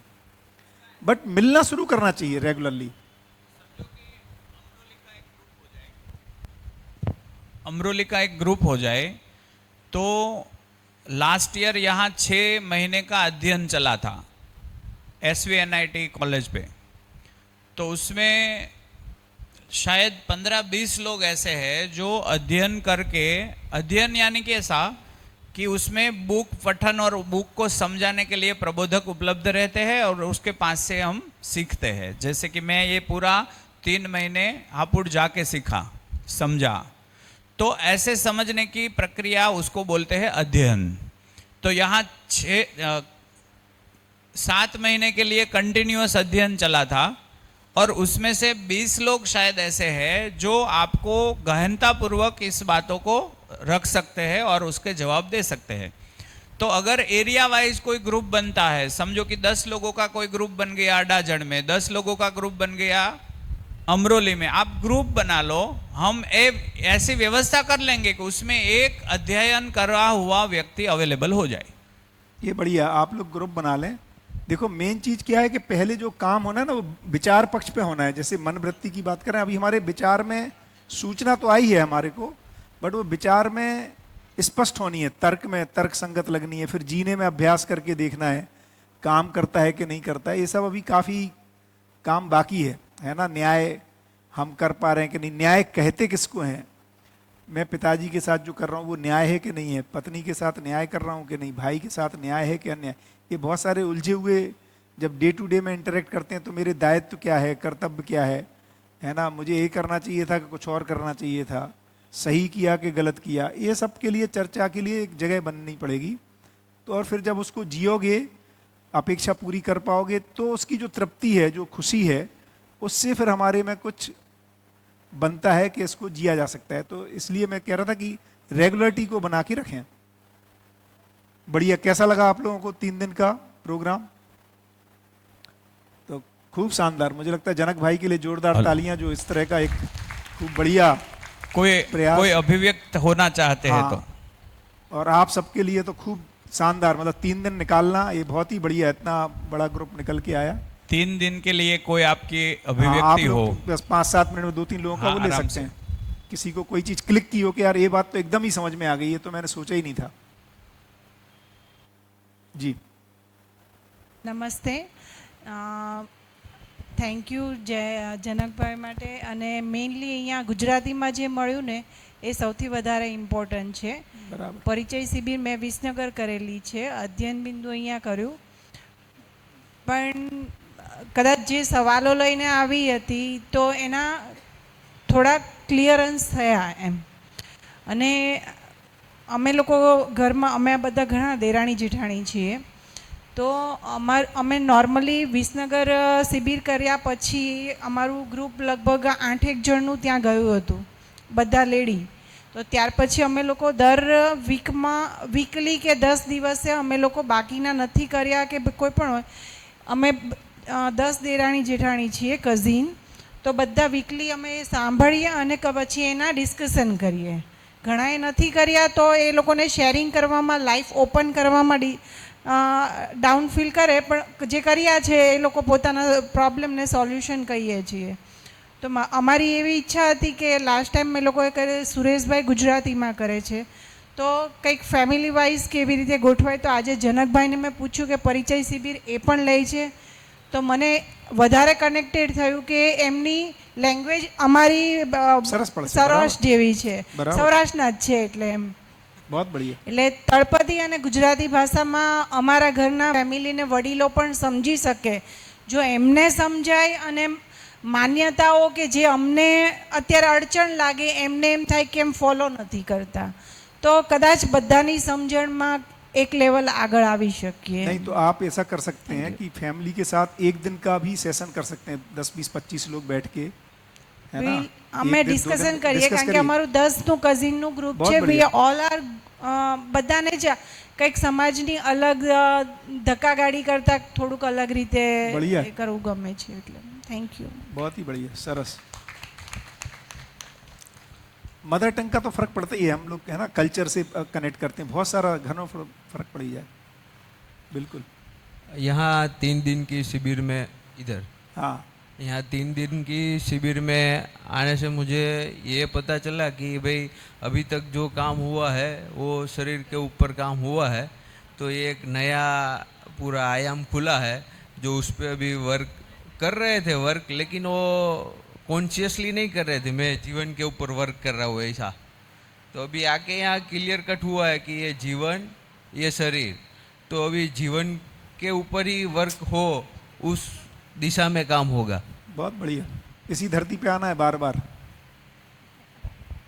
है ना, कई शरीर यात्राएं. जी सर, आज मुझे यहाँ पे ये जो संबंध बताए ना, 7 संबंध, उसमें आज 2 संबंध मेरे लिए सार्थक रहे.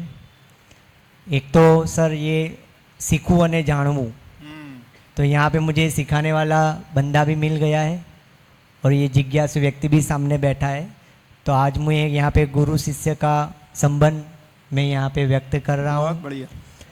दूसरा बात sir, thank you very much. दूसरा बात उन्होंने ये बताया कि अगर हमारे हाथ में कोई अच्छा सा फूल आ जाता है, अगर वो खुशबूदार है, तो हम सबको बताते ये सूंघो, ये सूंघो. तो इनको बात पकड़ में आ गई है और हमें बता रहे, तो आज से वो हमारे मित्र भी बन गए हैं. तो आज मुझे यहाँ पे 2 संबंध आपके साथ बहुत ये बढ़िया। आपकी ओर से प्रकट हुए. अभी हम उसको निर्वाह करने के क्रम में हैं. लेकिन आपसे मिलने के बाद मुझे एक बात का विश्वास आया है कि यह बात को हम पकड़ लेंगे आराम से. इसके लिए हम कोशिश कर रहे हैं और सार्थकता भी मिलेगी.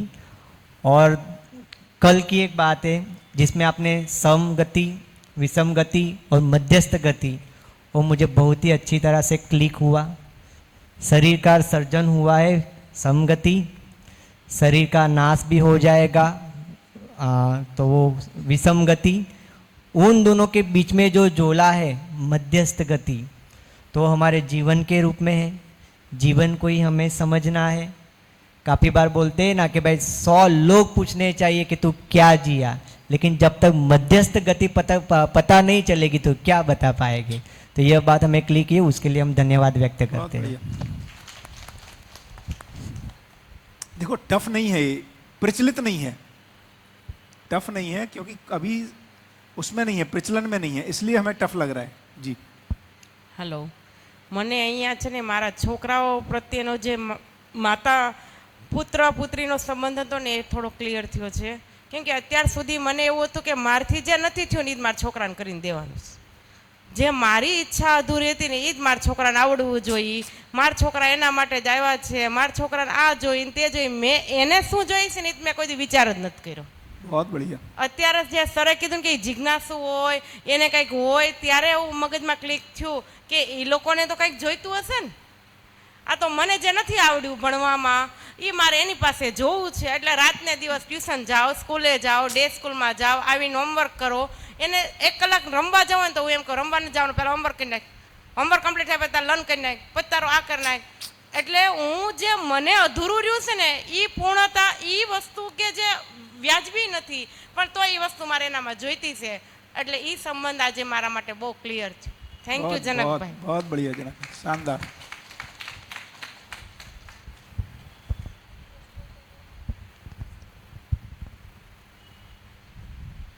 હેલો,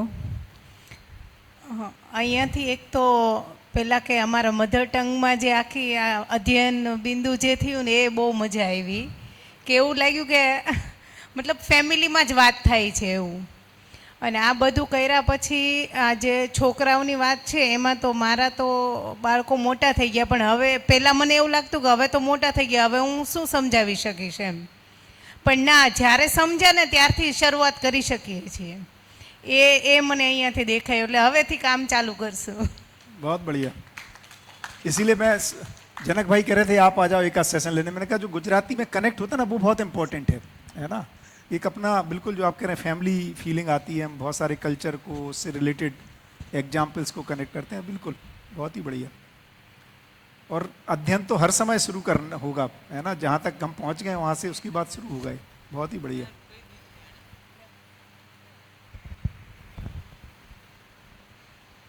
હલો, પેલી 4.5 અને 5.5 પ્રક્રિયા સોમભાઈ સમજાવી હતી, પણ ત્યારે તો બધું પહેલી વાર હતું ને તે બધું આમ ભારે, ત્યારે માથું એક રીતસરનું ભારે ભારે થઈ ગયું હતું કે આ શું છે. અત્યારે આખું ખુલ્યું કે આ કઈ પ્રક્રિયા છે ને ક્યાંથી આપણે ક્યાં આમ આમ જવાના બદલે આમ જતા રહ્યા છે આખા. એ ને એક સુખવાળું કે સુખ વાસ્તવિક ખાલી સુખનું નામ જ આપને મળ્યું છે, સુખ આપને ક્યારેય મળ્યું જ નથી એમ. बहुत बढ़िया। इसमें भी देखेंगे एक मजेदार चीज है, जो ये 5 की बात कर रहे थे ना, तो देखो ये तो क्या दीनता प्रधान जीता रहता है ना। पशु मानव, मतलब ये इसकी आप शिकायतें देखेंगे तो यही है कि समाज को मेरे लिए कुछ करना था, पति ने मेरे लिए कुछ नहीं किया, पिताजी ने नहीं किया, बड़े भाई ने नहीं किया। हम हमेशा ये कह रहे हैं दूसरों को मेरे लिए कुछ करना चाहिए था, आई एम ऑलवेज डिमांडिंग, है ना। राक्षस मानव पशु मानव से अधिक विकसित इस अर्थ में है कि ये उसको कंट्रोल करता है ना। ये आश्वासन देता है मैं तुम्हारा ध्यान रखूंगा, है ना, करता नहीं है ध्यान, वो अपना ही रखता है। तो क्रूरता प्रधान होने के बावजूद ये इससे अधिक है, इसीलिए इसको अधिकतर आप आज देखोगे ना, ये जो राक्षस है मानव ये है, ये इसको नियंत्रित करता है, कंट्रोल करता है। मानव इन दोनों को नियंत्रित करता है। तो मानव पद बड़ा पद है। क्यों? क्योंकि दोनों को तृप्ति नहीं होती है, इन दोनों को ना अतृप्ति बनी रहती है, और ये तृप्ति के साथ रहता है, इसलिए इसका शोषण नहीं हो पाता है। और ये दोनों, एक सिद्धांत है कि जो अधिक विकसित है वो कम विकसित को नियंत्रित करने के अधिकार से संपन्न रहता है। तो मानव अधिक विकसित है, ये दोनों को नियंत्रित करने के अधिकार से संपन्न रहता है। नियंत्रण किस अर्थ में? मानव मार्गदर्शन देने के अर्थ में। राक्षस मानव नियंत्रण किस अर्थ में करता है? अपने सुविधाओं को इकट्ठा करने के अर्थ में। बढ़िया, तो बहुत ही बढ़िया है। मुझे लगता है इसको जैसे जैसे इसकी डिटेलिंग में जब जाएंगे ना, ये जो धीरता, क्योंकि कई बार मानव लोगों को लगता है कि यार हम कब तक धीरता के साथ व्यक्त हों, मैं कब तक अच्छा बना रहा हूं, है ना। तो जो अच्छा होने में फिर चॉइस नहीं है। बढ़िया। और 1-2 शेयरिंग के बाद फिर क्लोज करते हैं, 6-10 जैसे हो रहे हैं, है ना। હલો, હવે આયોજનનું કહેતા હતા ને તો મારું એવું મગજ ચાલે છે કે એક દિવસનો એવો પ્રોગ્રામ રાખીએ કે જ્યાંથી અમે એક દિવસ માટે મારા ફેમિલીને ફોર્સ કરીને અહીંયા લાવી શકીએ.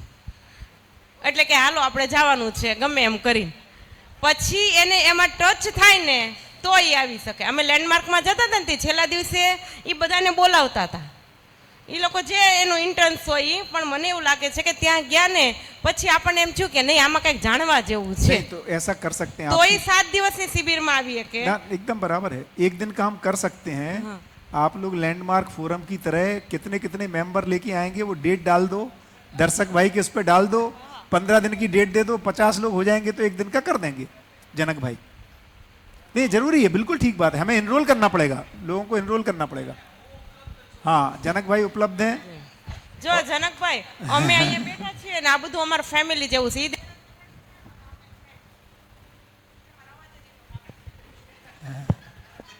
એટલે ના, એટલે અમે લોકો જે બેઠા છીએ ને તો અહીંયા બેઠા ને 10 જણા 8-10 જણા એવા છીએ કે ગમે ત્યારે તમે કયો, પણ મારું એવું ઈચ્છા છે ઘરે ફોર્સ કરવી ને તો તમે કયો ને એમાં આપણી યોગ્યતા નથી બની એટલે આપણે ફોર્સ नहीं नहीं, करना चाहिए, बिल्कुल मूवमेंट की तरह इसको चलाना चाहिए। 3-3 घंटे के शिविर, एक दिन के, बहुत सारे लोग यहाँ उपलब्ध हैं जो जनक भाई कह रहे, गुजराती में पण उपलब्ध है, जैसे हिमांशु भाई है, जनक भाई है, और भी लोग हैं यहाँ पर, मनीष भाई है।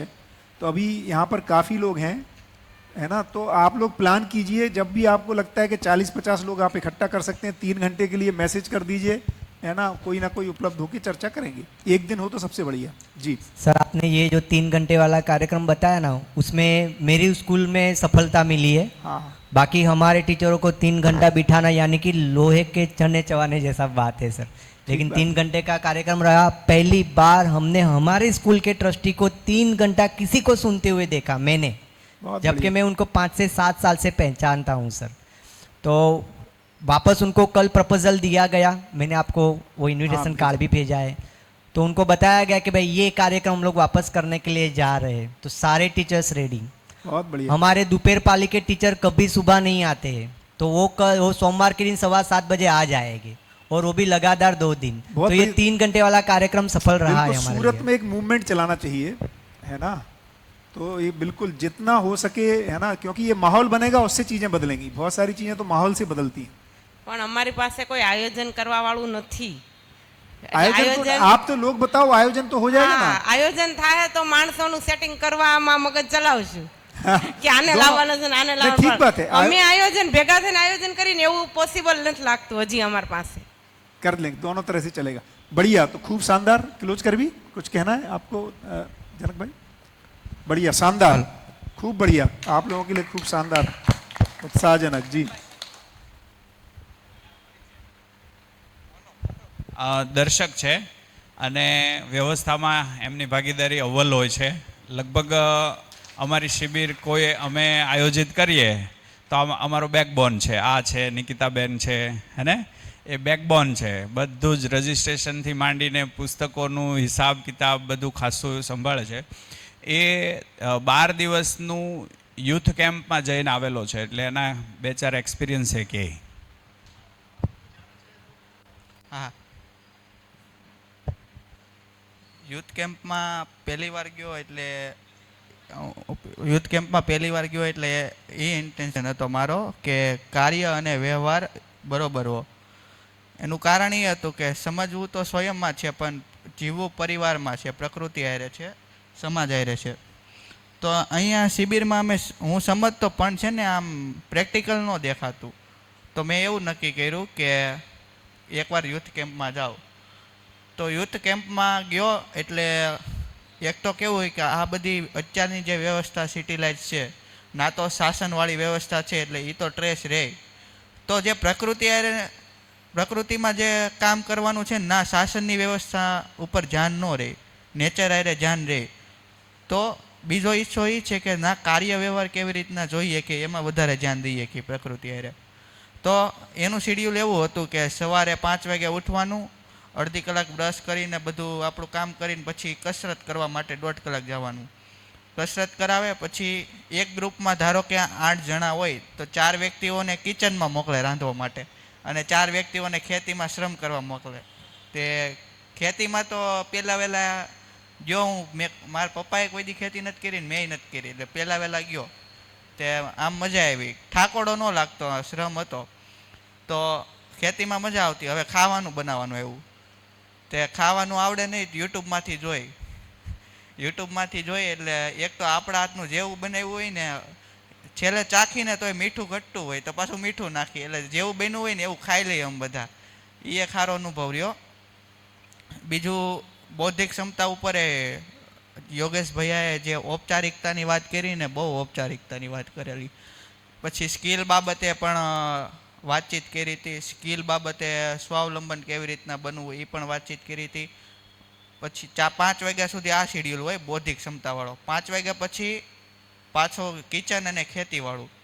તો એક વસ્તુ દેખાણી મારે પ્રેક્ટિકલ જોતું હતું તો મને પ્રેક્ટિકલમાં જે માનવલક્ષ આપણને વાત કરી હતી કે સ્વયંના પ્રતિ વિશ્વાસ, તો સ્વયંના પ્રતિ વિશ્વાસ કેવી રીતના જાગતો ગયો કે એક તો ખેતરમાં શ્રમ કરતા ગયા અને હારવાર કિચનમાં રાંધવાનું બનાવતા ગયા ને તો આપણે કેવી રીતના હેન્ડલિંગ કરી શકીએ છીએ બધા ટાઈમમાં એ બાબતે વિશ્વાસ વધતો ગયો.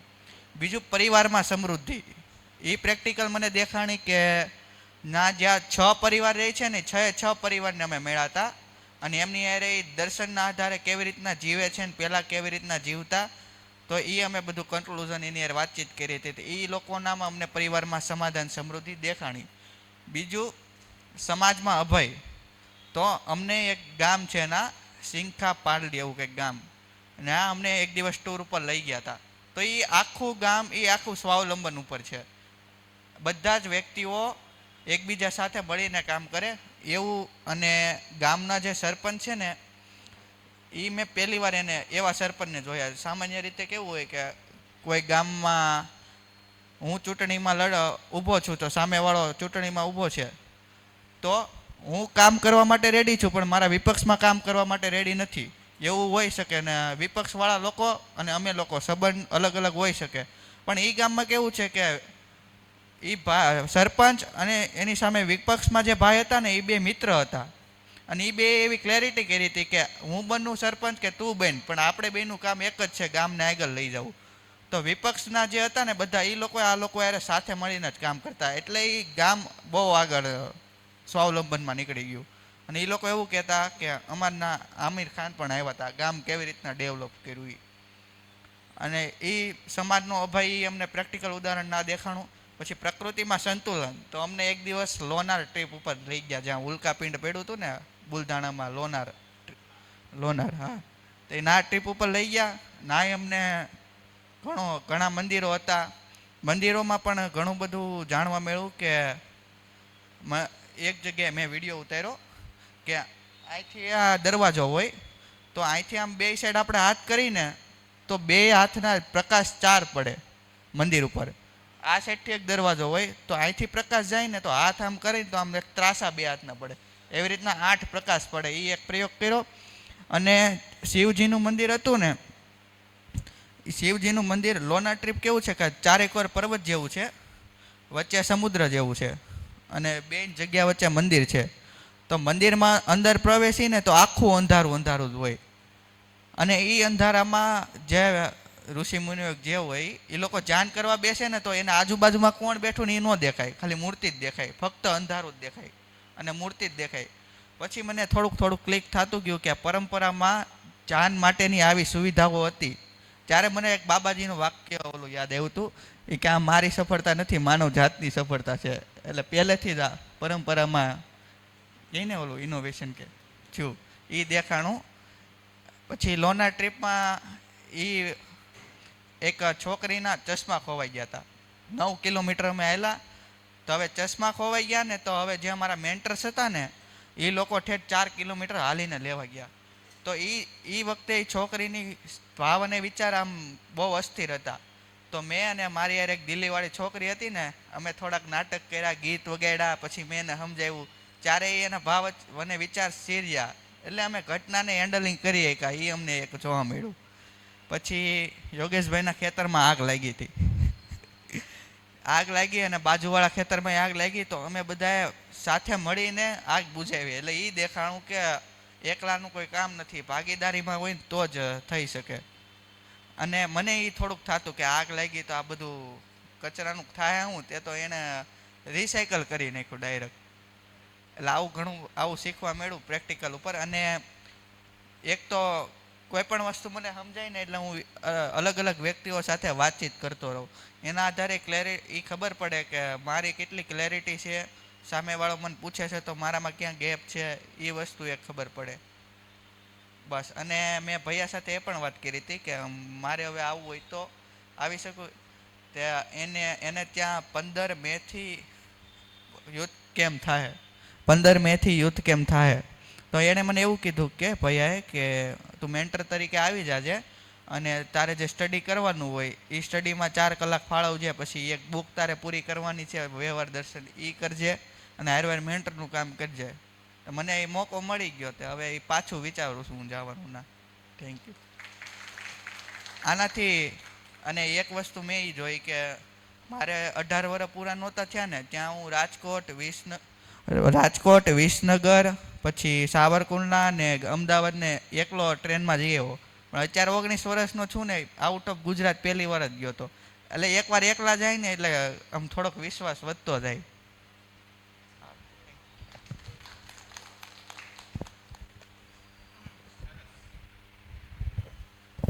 તો આપણે અહીંયા સમાપન કરીએ. ગાડલા ખુરશી પોતપોતાના સ્થાને. પહેલાં બધાના રકમ દેવાઈ જાય હિંમતભાઈ જોજો, એટલે પછી એ લોકોને ધક્કો નહીં. થઈ ગયું ને વહીવટ? ઓકે.